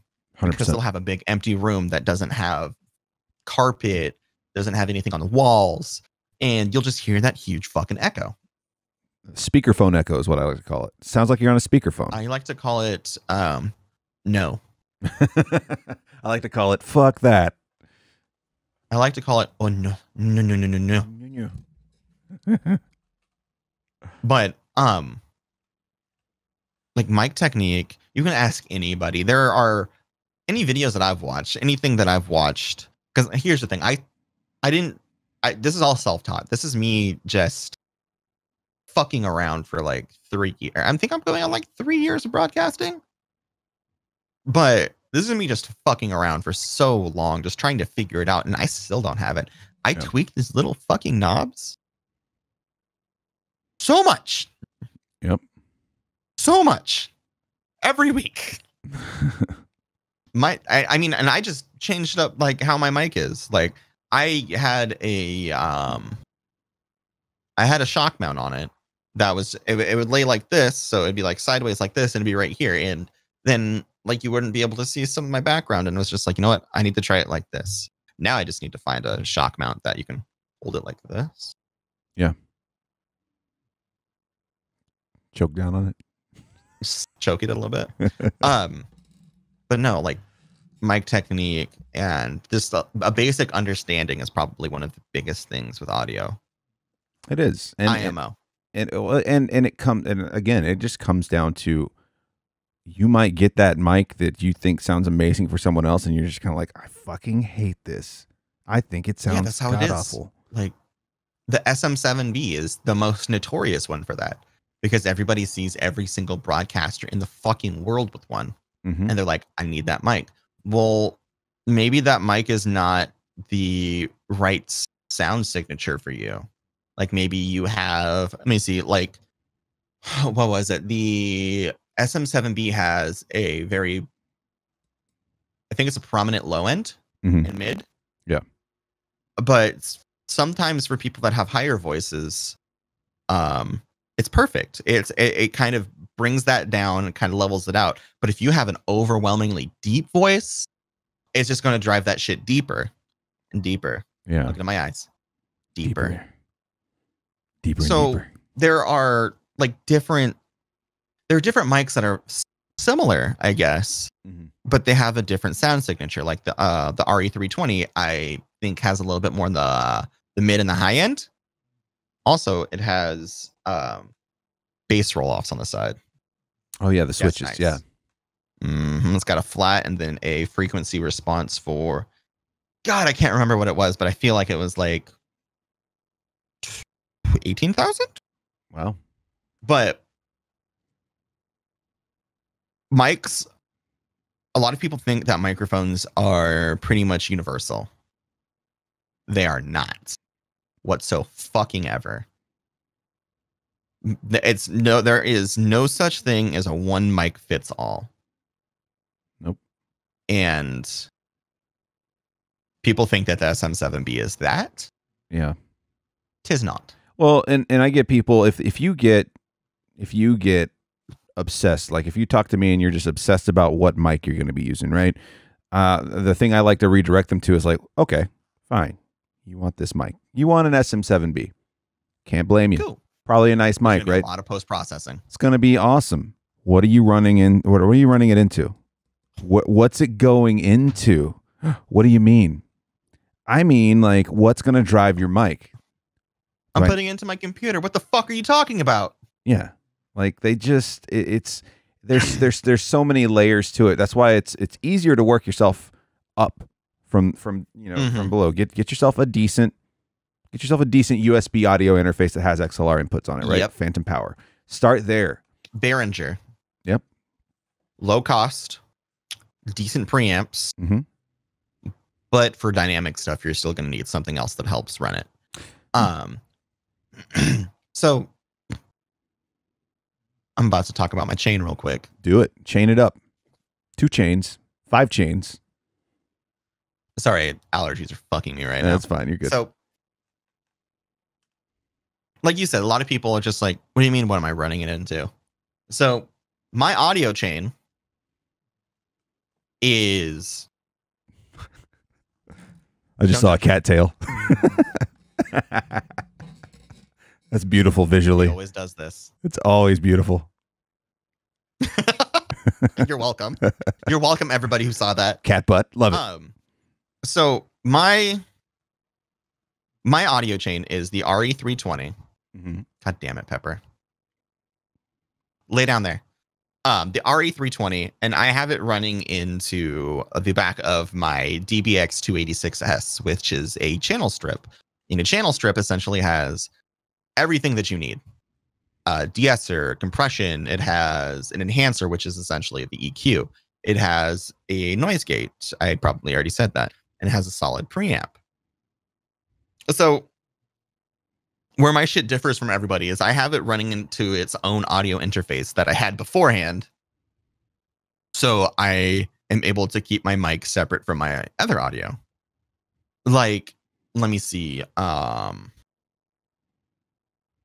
then I also have a mixer, which is a Yamaha MGX10XU, which, I mean, I could personally run my mic through that perfectly, and it'd be just the same. Maybe better. Who knows? It probably wouldn't be better. It'd be about the same. Yeah. But I like having my audio separate. I like having because I have my two PCs. I have an Amazon Alexa. I was trying to think of the word that wouldn't trigger it off. I have all those feeding into it. And then I have my headphones being ran by that amp. Yeah. So, also I have a FET head, which if you guys don't know what that is, a FET head is just another version of the Cloud Lifter, which is what I like to call a clean gain filter. Mm-hmm. You're doing yourself a disservice if you're not watching this podcast on YouTube right now. I'm just telling you guys that. You 100% are. Fucking hilarious. Go ahead. Oh, no, I was done. But yeah. Oh.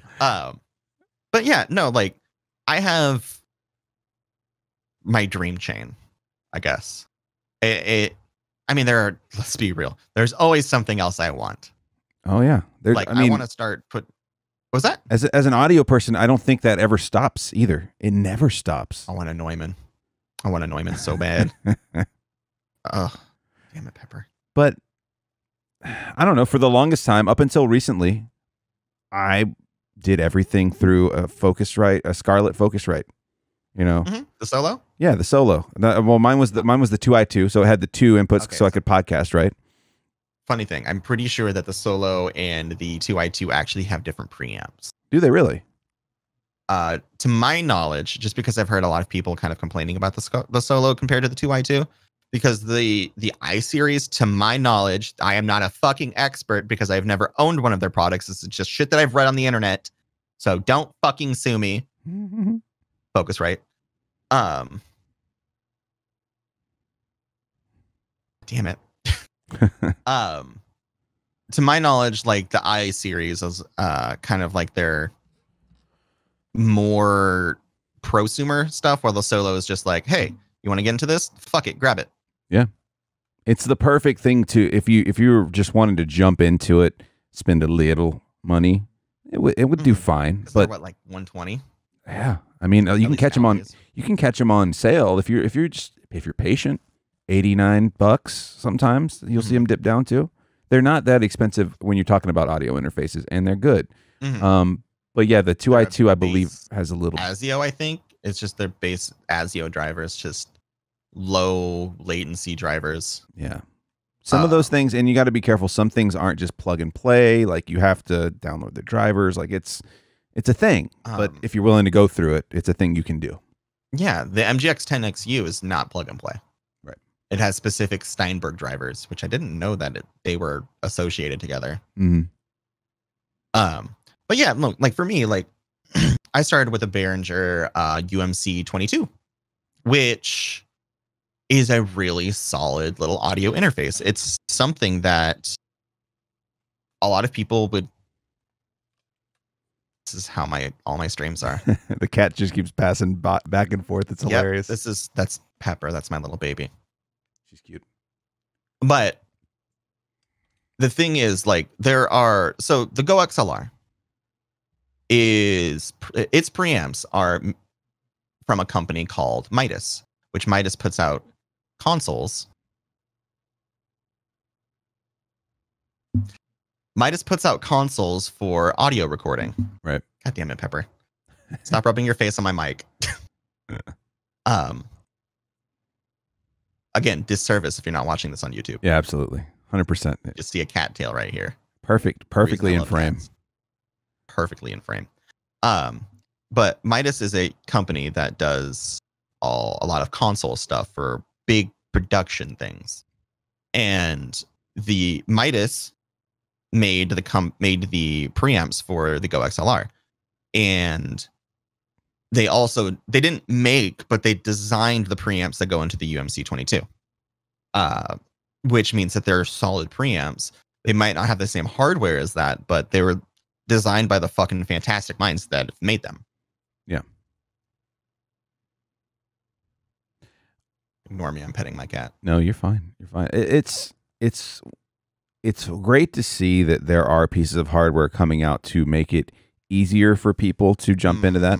You might pay a little more money. Like a Go XLR, it's not cheap. You know what I'm saying? It's not cheap, but it's also, if you're an audio person, everything. It's everything. And if you're an audio person, it's also, when you're talking to someone like me or Bruce here, like, it's not that expensive for what you're getting.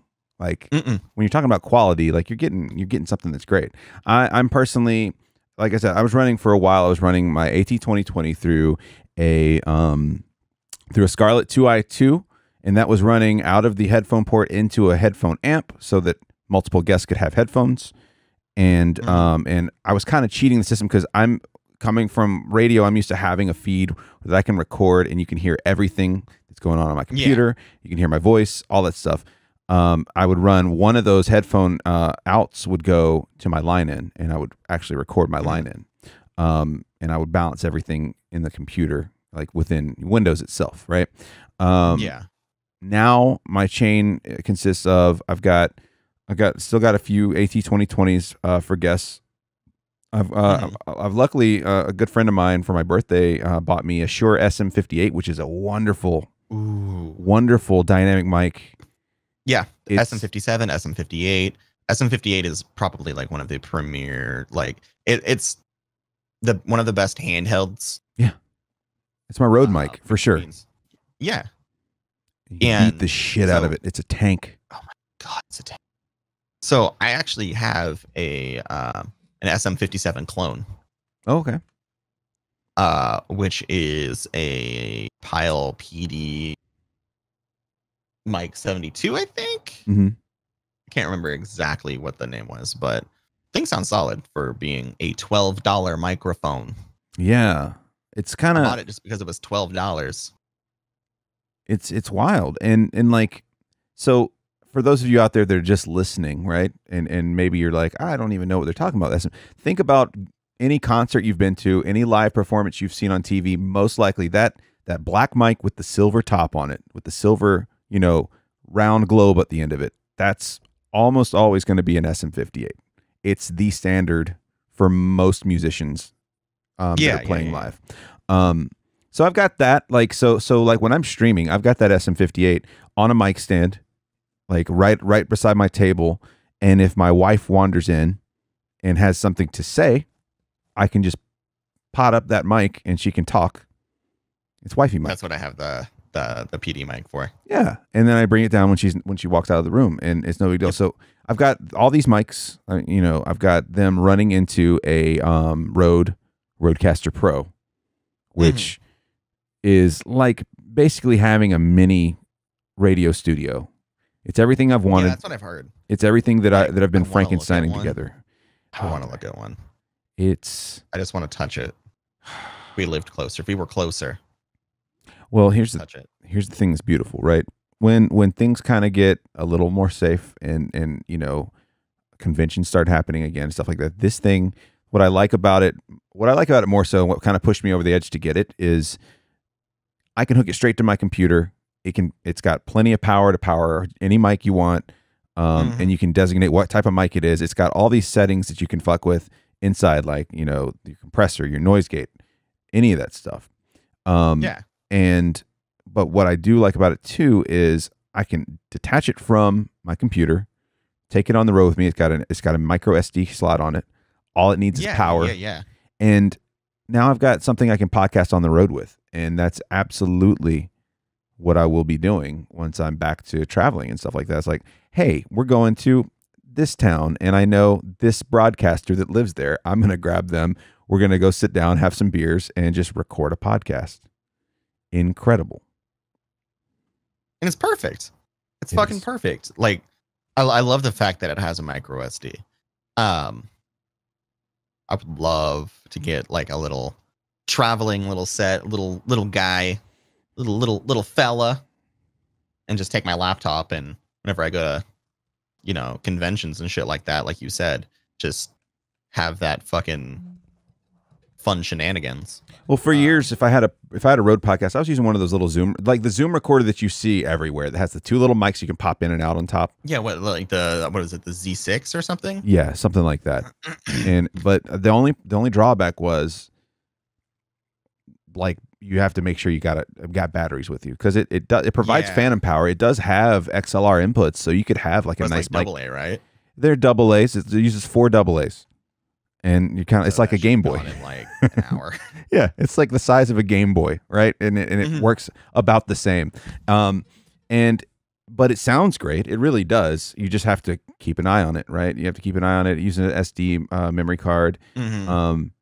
And it did its work for a while, but I was like, you know what, that'd be good for on the road if, like, maybe if I run into somebody and I can't just sit down and set all this shit up. It's still fine, but this I can set up in my hotel room or wherever, and now we can sit down. I can have actual mics. We can just sit around and have a relaxed conversation. So a couple 58s, boom, bang, boom. You know, my friend got me that 58, and I was fucking with it for a while. I was testing it on stream. I was using it for a couple of podcasts, and I was like, I like it enough. I'm getting a second one, and now I'll have 2 in the bag for the road.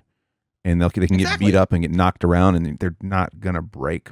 You really have to do some work to break them. They're sub $100. Yeah, 100%. I would start there. If I was starting all over again, I've told people this. I was like, if you're starting all over again, get a Scarlett or, a Focusrite Solo or a Focusrite 2i2 and grab you a Shure SM58, and you're in. Or even like Samsung Q2U. The Q2U, absolutely. Because the thing is, like, with that one, you can either use USB, which I don't recommend because engineering stuff, I don't like having a DAC inside of the mic. Too much interference. But it also it's a combo mic. So you have USB if you're just getting started and you're like, I just want to do this, but I want a decent mic to go along with it.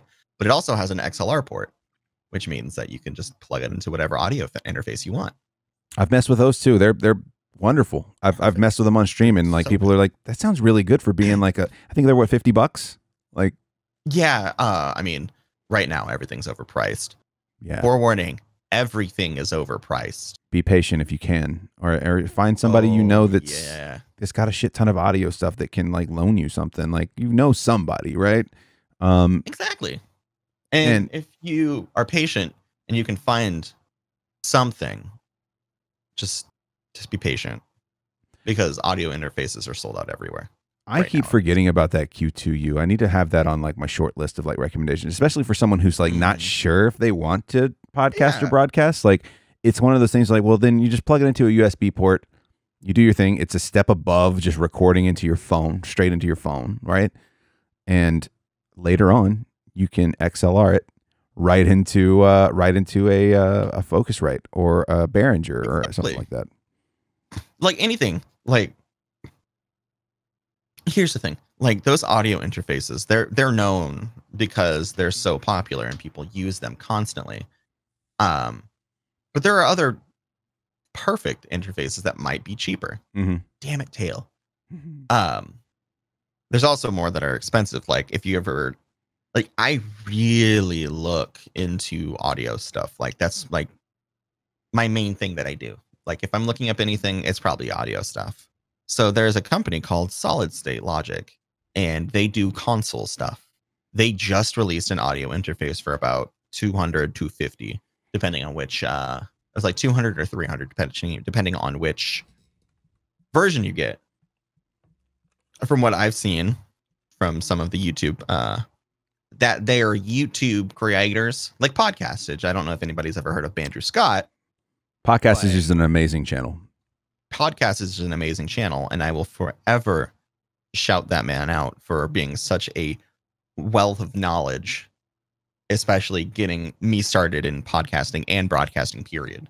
If you've got a question about a mic, I don't care if it's a cheap mic or the most expensive mic you can find, he has probably done a review on it and probably put it up against something similar. Exactly. But there are always going to be decent things for different price points. You have to remember that price points sometimes involve like better quality, but there's always the law of diminishing returns, which the law of diminishing returns is like after a certain amount of money, is the quality actually getting better? And it really just depends.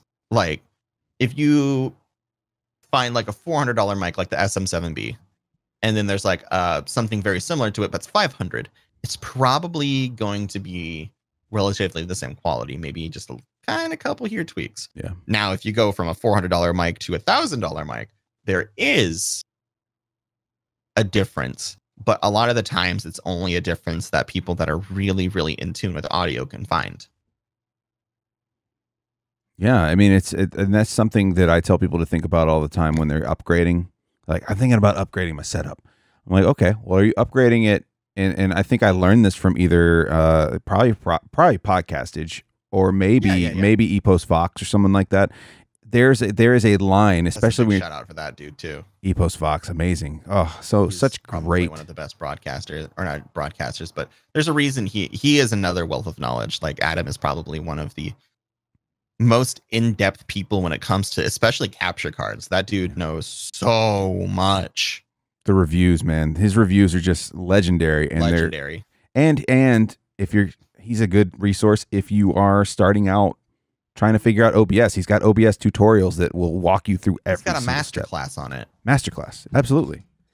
Yeah, same with XSplit and everything like that. Probably gonna do vMix next. I don't know, but no, for somebody just learning how to do stuff, he has so many amazing in-depth videos on how to do shit. Yeah, it's amazing. And so the thing that I've learned from watching those videos and several other people who have really good content on YouTube, those are just the two that pop out because I watch a lot of their stuff. Like exactly the thing that I tell people is like, okay, is this upgrade? And I try to remind myself, is this upgrade something that you're doing for you, or is your audience going to notice it? Because let's be honest, like what you want is very important, but also like you want it to be something that's going to be that the audience is going to enjoy. Like I could tell my audience all day, oh man, I've got this badass Rodecaster Pro, and they're like, well, you sound like you sounded when when I was watching you last week and you didn't have it. It's like, yeah, well, I mean, quality of life thing. It's a balance. Remember, right? Quality of life is very important as a broadcaster. Mm-hmm. You're doing it for you, but you're also not trying to break yourself at the same time. 100%. Yeah, it's such an yeah, and it's such an easy hole to dig into, right? We talked about the cliff earlier, dude. I spend like just much like you. I spend a lot of time watching reviews. Like I would hate to know how many hours of videos about the Rodecaster Pro I watched before I made the leap to get it. Yeah. How much I talked about it, how much I asked people about it that had it. Like, it's just. I mean, I did the same with my mic.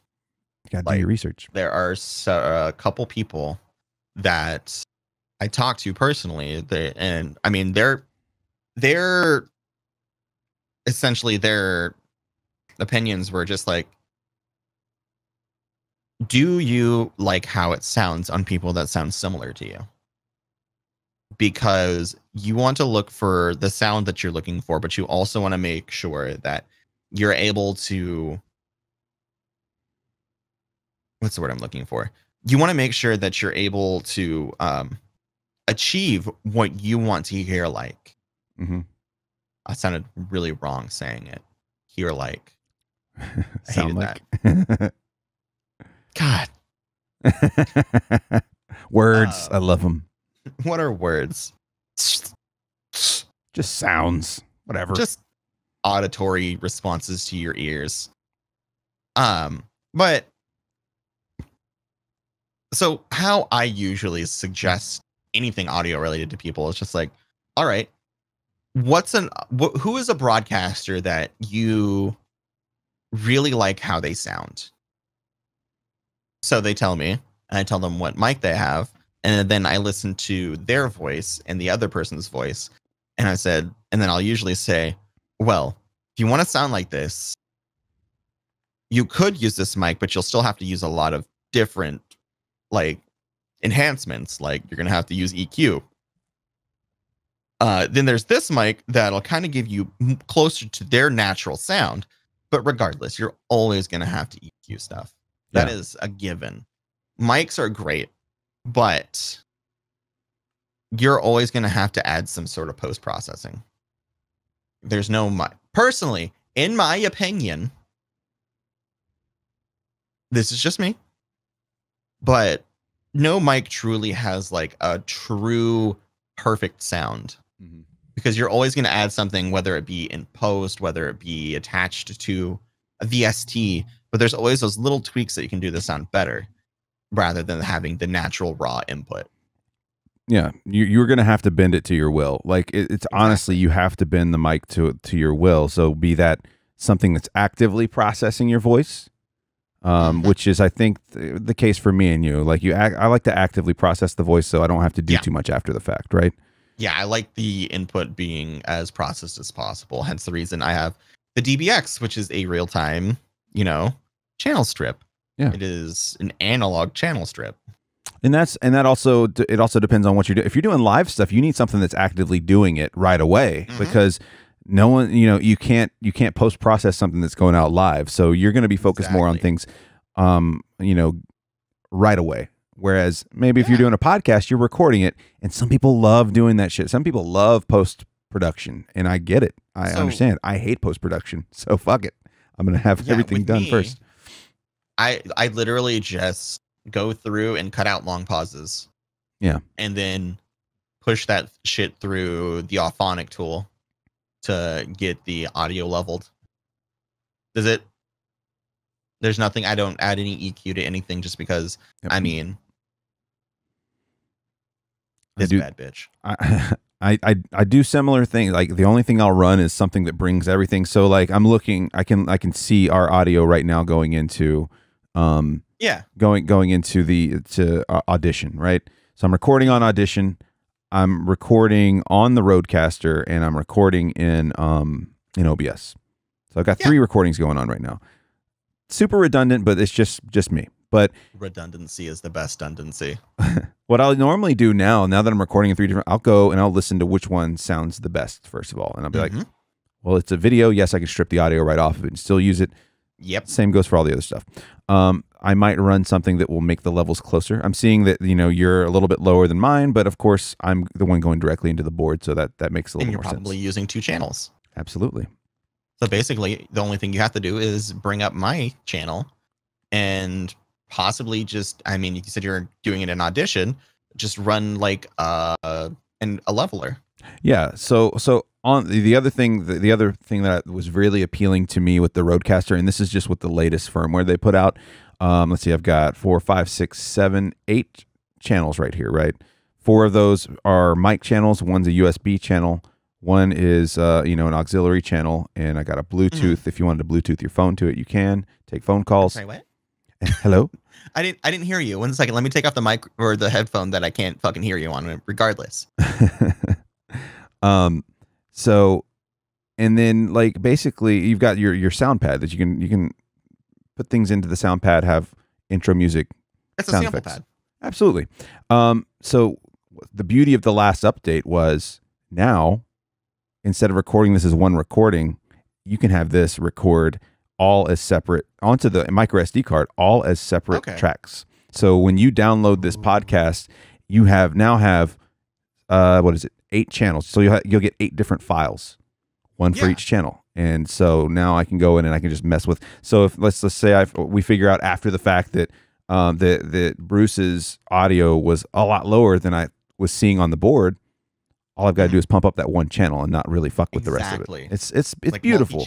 Multi-track recording is not the future because that shit's been around forever, but it's the standard. It is. It's very nice. OBS supports multi-track audio. Mm-hmm. And so it comes down to that. What do you want? Do you want that active processing, or do you want the post processing? There's just these questions you got to ask, and you're not going to know all this at first. That's why you go to experts, right? That's why I spend so much time watching YouTube, and it's knowledge acquired over time. And I think that's with anything. Like, it's just knowledge acquired over time. Like, when I first started doing any kind of broadcasting, I had zero clue what the fuck it was. I didn't know. I had no idea that mic I was talking into the first time I talked into a mic was attached to tens of $1,000s of equipment in that studio. I was like, oh, it's a mic, it's on, hello, but you slowly piece all that together. So, and now that you look at it, you're like, oh God. Yeah. The power I had at my fingertips. Amazing. I don't know, man. It's like what I love about you, Bruce, is everything. But what I also love about you is the fact that you understand there is a level to nerddom when it comes to audio. And we've all been in those conversations where someone asks you a question and you start explaining it to them, and all of a sudden you just see the eyes slowly glaze. They're like, I got into something way bigger than I thought I was asking. Oh my God, the amount of times that I could tell that somebody's eyes were glossing in chat. Because you just see the couple ... Hey? A Whatty Watson? I'm sorry, what? The things I'm passionate about, I am very passionate about. Whether it be audio, video, or anything. No. Just computers in general. Like my day job involves computers. So a lot of people will be like, well, your day job involves computers, then why the fuck do you work on a computer all day after you get home from work? It's just like, because I love it. Yeah. I mean, I decided to start out with some of the most painstaking ways to broadcast. Like, I pretty much, since the beginning, have been using a 2 PC setup. And a lot of people are just like, why? It's just like, it's just what I know, dog. It's just what I know. The most important thing that I could tell anybody thinking about doing anything that's content creation related is, you hit it earlier, just fucking turn it on and start doing it. And then go from there and build from there. And then as you're going along, you'll find that it becomes easier. You don't have to remind yourself of certain things. They just become natural. Mm-hmm. And the other really important aspect of that, especially as you go longer, I mean, like we're on episode 352 of this show. I'm coming off of a most of the year, like pretty much spent the first half of this year on hiatus just because I burned myself out, Exactly. Yeah.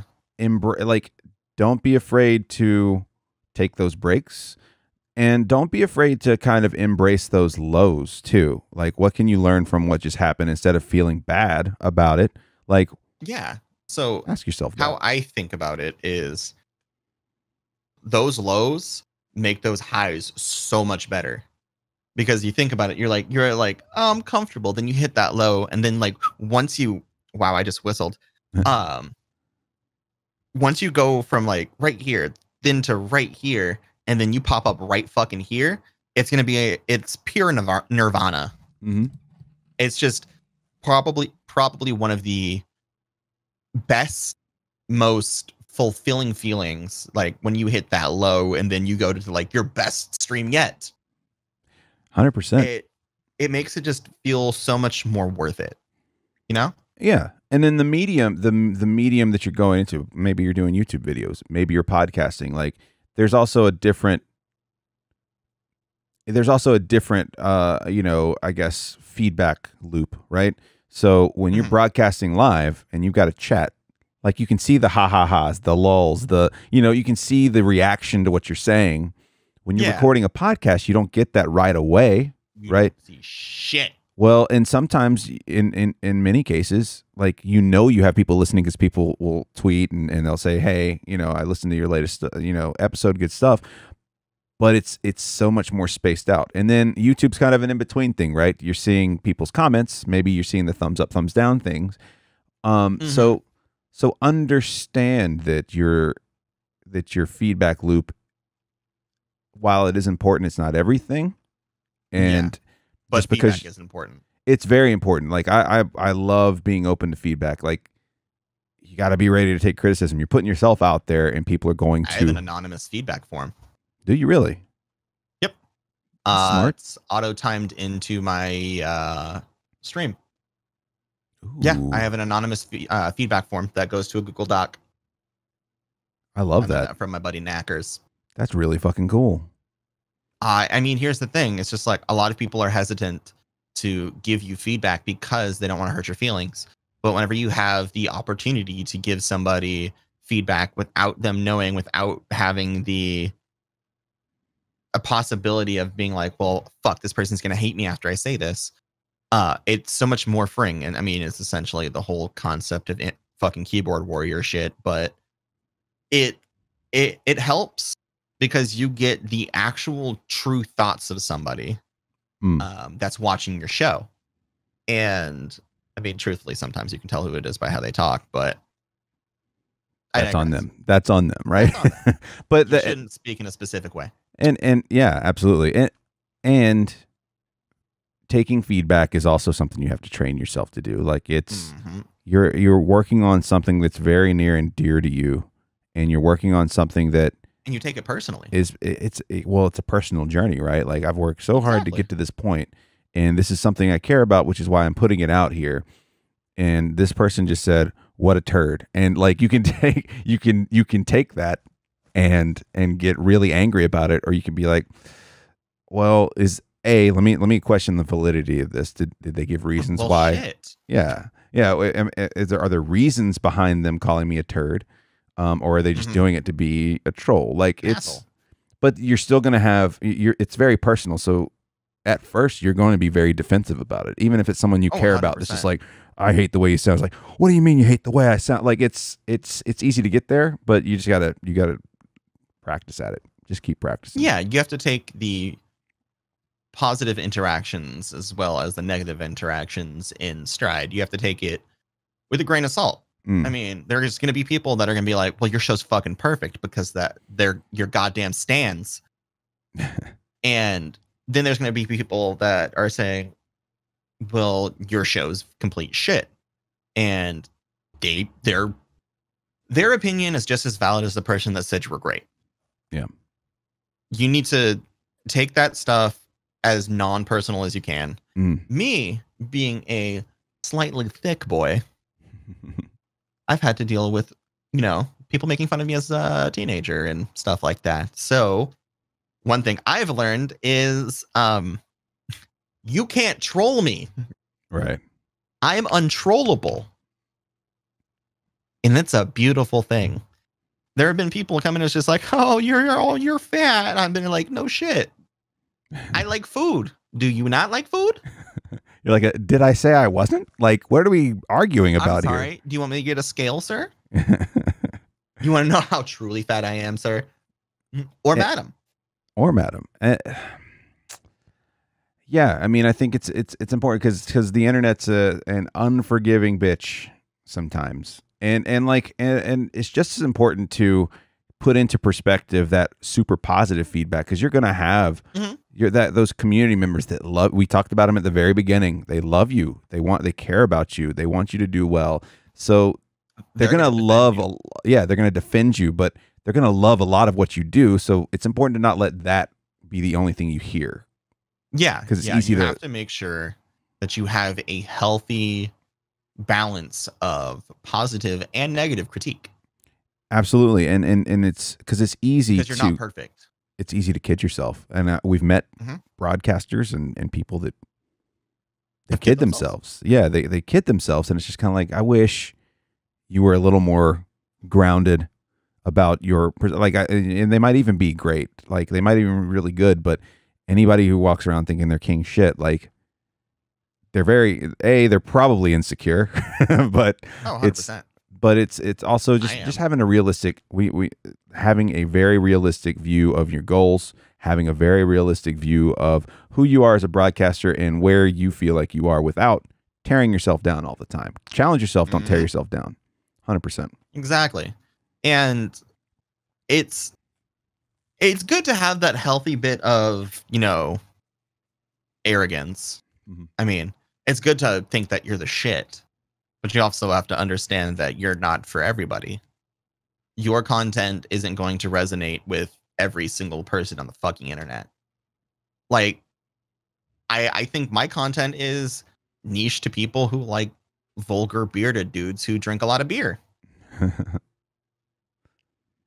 Nothing wrong with it, right? And there's nothing wrong with it, but it's not going to be for everybody. Like, I doubt that a person who loves Jesus is going to love my stream. Yeah, it's My name is Jbrucifer. for a reason. For a reason. Just saying. And I don't know. I think that, it's you learn it's all learned habits too. It's just Mhm. doing it over time. You're kind of like you learn when to let things roll off your back. You learn, Yep. You just learn what to kind of take seriously and what to kind of be like, okay, well, that's there. It's I mean, your opinion is valid, yeah, but is it valid to me? right. Your Yeah. opinion is valid. It's nice that you have one. Have a good day. I'm glad that you have an opinion. I'm also glad that I had the sense not to listen to it. Wow, it's already been 2 hours. What the fuck? I can't even. We've been talking for 2 hours. I just looked down. I was like, You're holy welcome. shit. I know. I just looked down too. So something I like to do before I get part ways with the guest is a couple things. What are you listening to, be it music or podcast, and what are you watching right now? So I listen to an ass ton of stuff. I listen to a lot of music, but lately I've been, jamming on a lot of podcasts. Mhm. One of the podcasts that I listen to every Monday morning on my drive into work is I listen to the BSP, which is the Andrew Scott podcast, Okay. which is done by the guy who runs Podcastage. Really informative, great. It personally, I feel like it is one of the best laid out podcasts in existence. Mhm. It has, while people love just the chit chat and everything like that, he is so good at just having himself on there and structuring it as efficiently as possible. And that's what I absolutely love about him. Another podcast that I listen to on a regular basis is the Crocs and Hot Pockets podcast, which is done by my buddy Knackers. I don't know if you've ever heard of him, but if you haven't, do it because you're fucking up. Probably one of my biggest inspirations with how absolutely batshit crazy I am. And it's great. The podcast is just, it's like this. It's a conversation with a few people, and it's a solid conversation. One more podcast that I listen to on a regular basis is the last podcast on the left. But I listen to that just because for historical stuff. Yeah. I love how in depth they go when it comes to the subjects that they choose. Like right now, I'm a little backed up on it, so I'm listening to the JFK stuff and the Lee Harvey Oswald stuff. My wife is probably listening to this scream. Is like, yes, she loves Last Podcast on the Left. I like him too, but she is like fanatical with him. They're out of their fucking minds, but they are so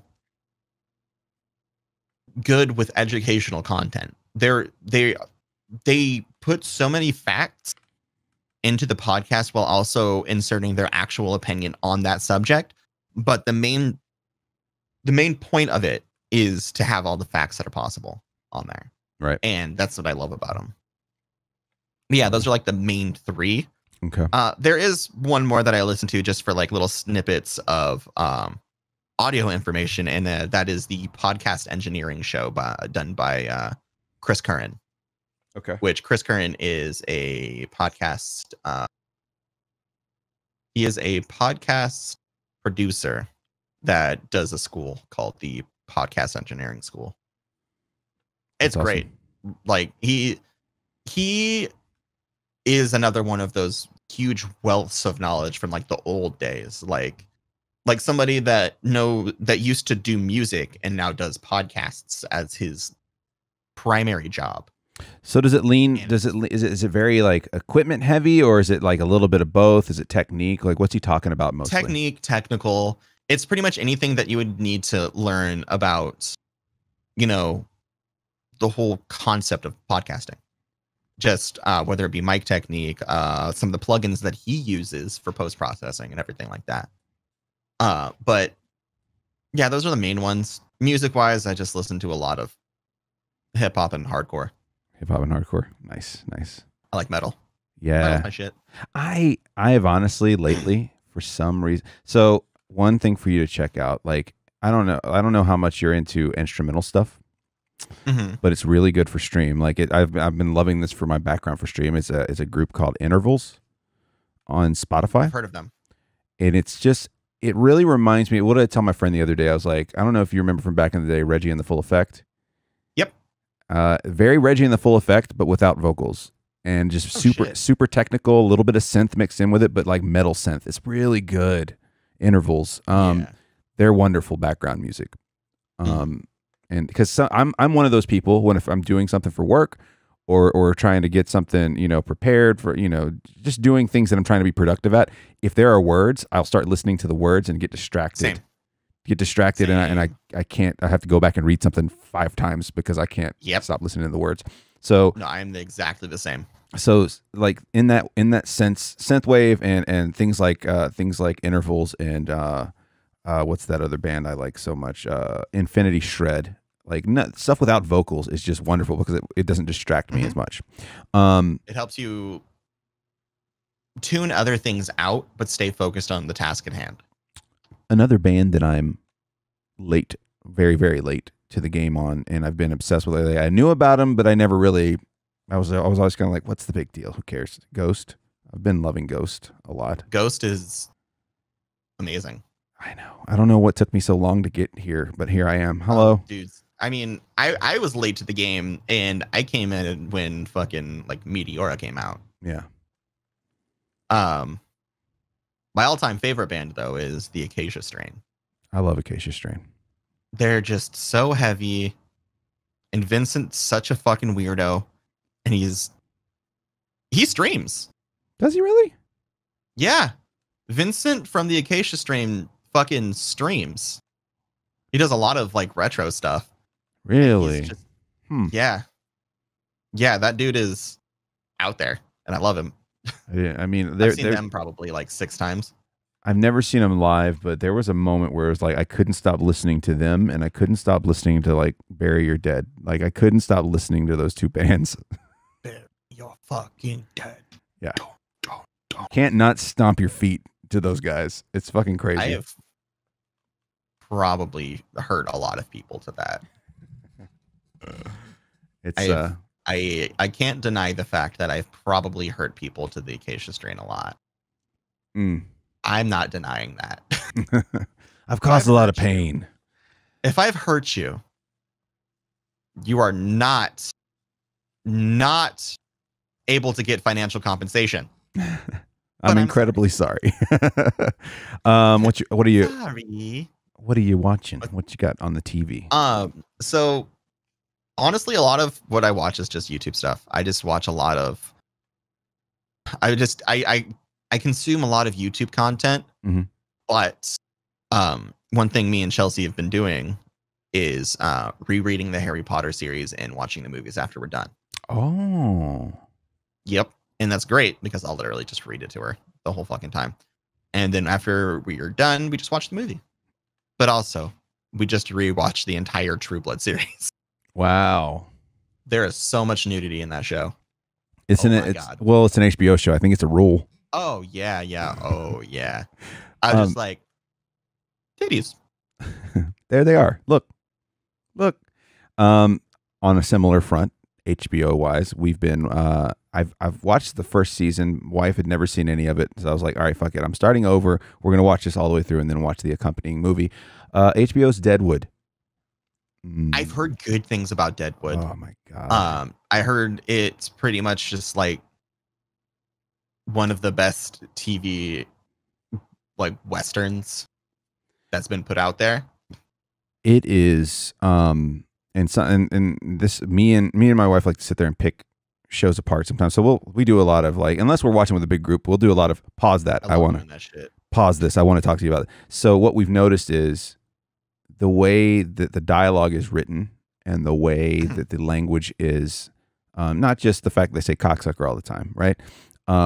But the way the dialogue is written and acted out is like 50% out west badass and 50% Shakespeare. It's ridiculously awesome. Shit. It feels so Shakespeare. Once she pointed that out, I couldn't stop hearing it. I was like, you're fucking right. They are speaking like they spoke in the West, but it's very Shakespearean. And then you start drawing these parallels between, well, this guy is a lot like this Shakespeare character. And it turns out like apparently there's a lot of theory out there about the way they wrote this and how it's supposed to be semi-Shakespearean. Not all of it matches up, but there's a good bit of it that does. You can usually draw a parallel to something. But I would highly suggest giving that a shot. It's I want to start watching it. I always see like it on the recommended page of like HBO Go. You ever watch something and you're like, why did I take so long to get here? Yes. Ooh, I hate that feeling, but it's nice to know like, well, I got 3 seasons and a movie I can watch now. So this is great. It's like, we binging. Yeah.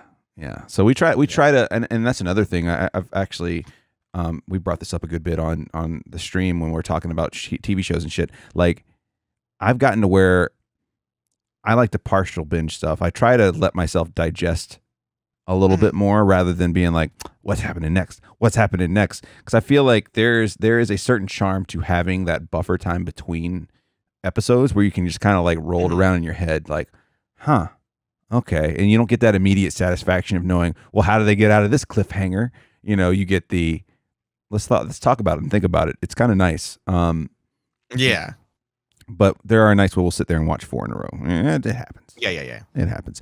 What else did I add? As far as listening, a buddy of mine who's Nashville based started a new podcast called Music City Murder, and he's just each episode. He's only got 1 episode out now. I think it just came out last week. He's been on the podcast a couple of times. His name is T. Blake Brady. He's also a author. But he started Music City Murder, which is just he'll take one murder from the history of Nashville and he'll kind of do a dive on it. That's actually kind of sick. It's pretty cool. The logo's kind of awesome. He had that custom made and stuff. Like it's pretty excellent. So Music City Murder, just Nashville City Murder. Yep, Nashville based murders throughout their history. So kind of cool to check out. I can thoroughly dig that. I can dig it. God, man, I appreciate it. It's been over 2 hours. I appreciate you hanging out with me today, man. No, I appreciate you inviting me. Like this has been a blast. Absolutely. Absolute fucking blast. And like I said, before we even got started, feel free to reach out at any point. I'm sure I'll have some questions audio wise. I mean, yeah, dude. Like my DMs are always open. I'm gonna slide into those DMs. Oh, you better. You are bust. Wait. Well. And bust. Absolutely. At Jbrucifer for Twitter and Instagram, and Jbrucifer on Twitch. What nights are you normally on, so people know? I am on Mondays and Thursdays at 7 p.m. PST, and on Sundays at 2 p.m. PST. Fuck yeah, check him out, dude. It like honestly, some of the stuff that he does visually is there's you can tell there's a lot of care and work put into it, and it's well worth checking out. And it's a blast. Like honestly, you can turn on his stream, crack a beer, and just laugh about it. Just belly laugh. Exactly. It's like, so fun. I say half of my stuff is care and half is stupidity. 1/2 care, 1/2 stupidity. All parts cat. Pepper's the best. If you didn't watch this on YouTube, We got a lot of pepper ass. It's wonderful. Pep ass. Pep ass. Isn't that right, Pepper? You're showing your ass to the internet. Oh, Yeah, my she was. goodness. I appreciate it. Let me close this show out, and I'll be right back to you, buddy. Okay. All right, there he is, everyone. Jbrucifer. If you want to check him out, it's at Jbrucifer on Instagram and Twitter. And if you want to check him out on Twitch, it's twitch.tv/Jbrucifer. He's a wonderful dude. Please check him out. I'll also put links up for those things at lopezradio.com, which is, of course, where the show lives. And if you want to follow the show, it's at Lopez Radio on all social media. And I stream on Twitch every Tuesday, Wednesday, Thursday, and Sunday. All right. We'll see you then. Twitch.tv/Lopez Radio. See you guys next time.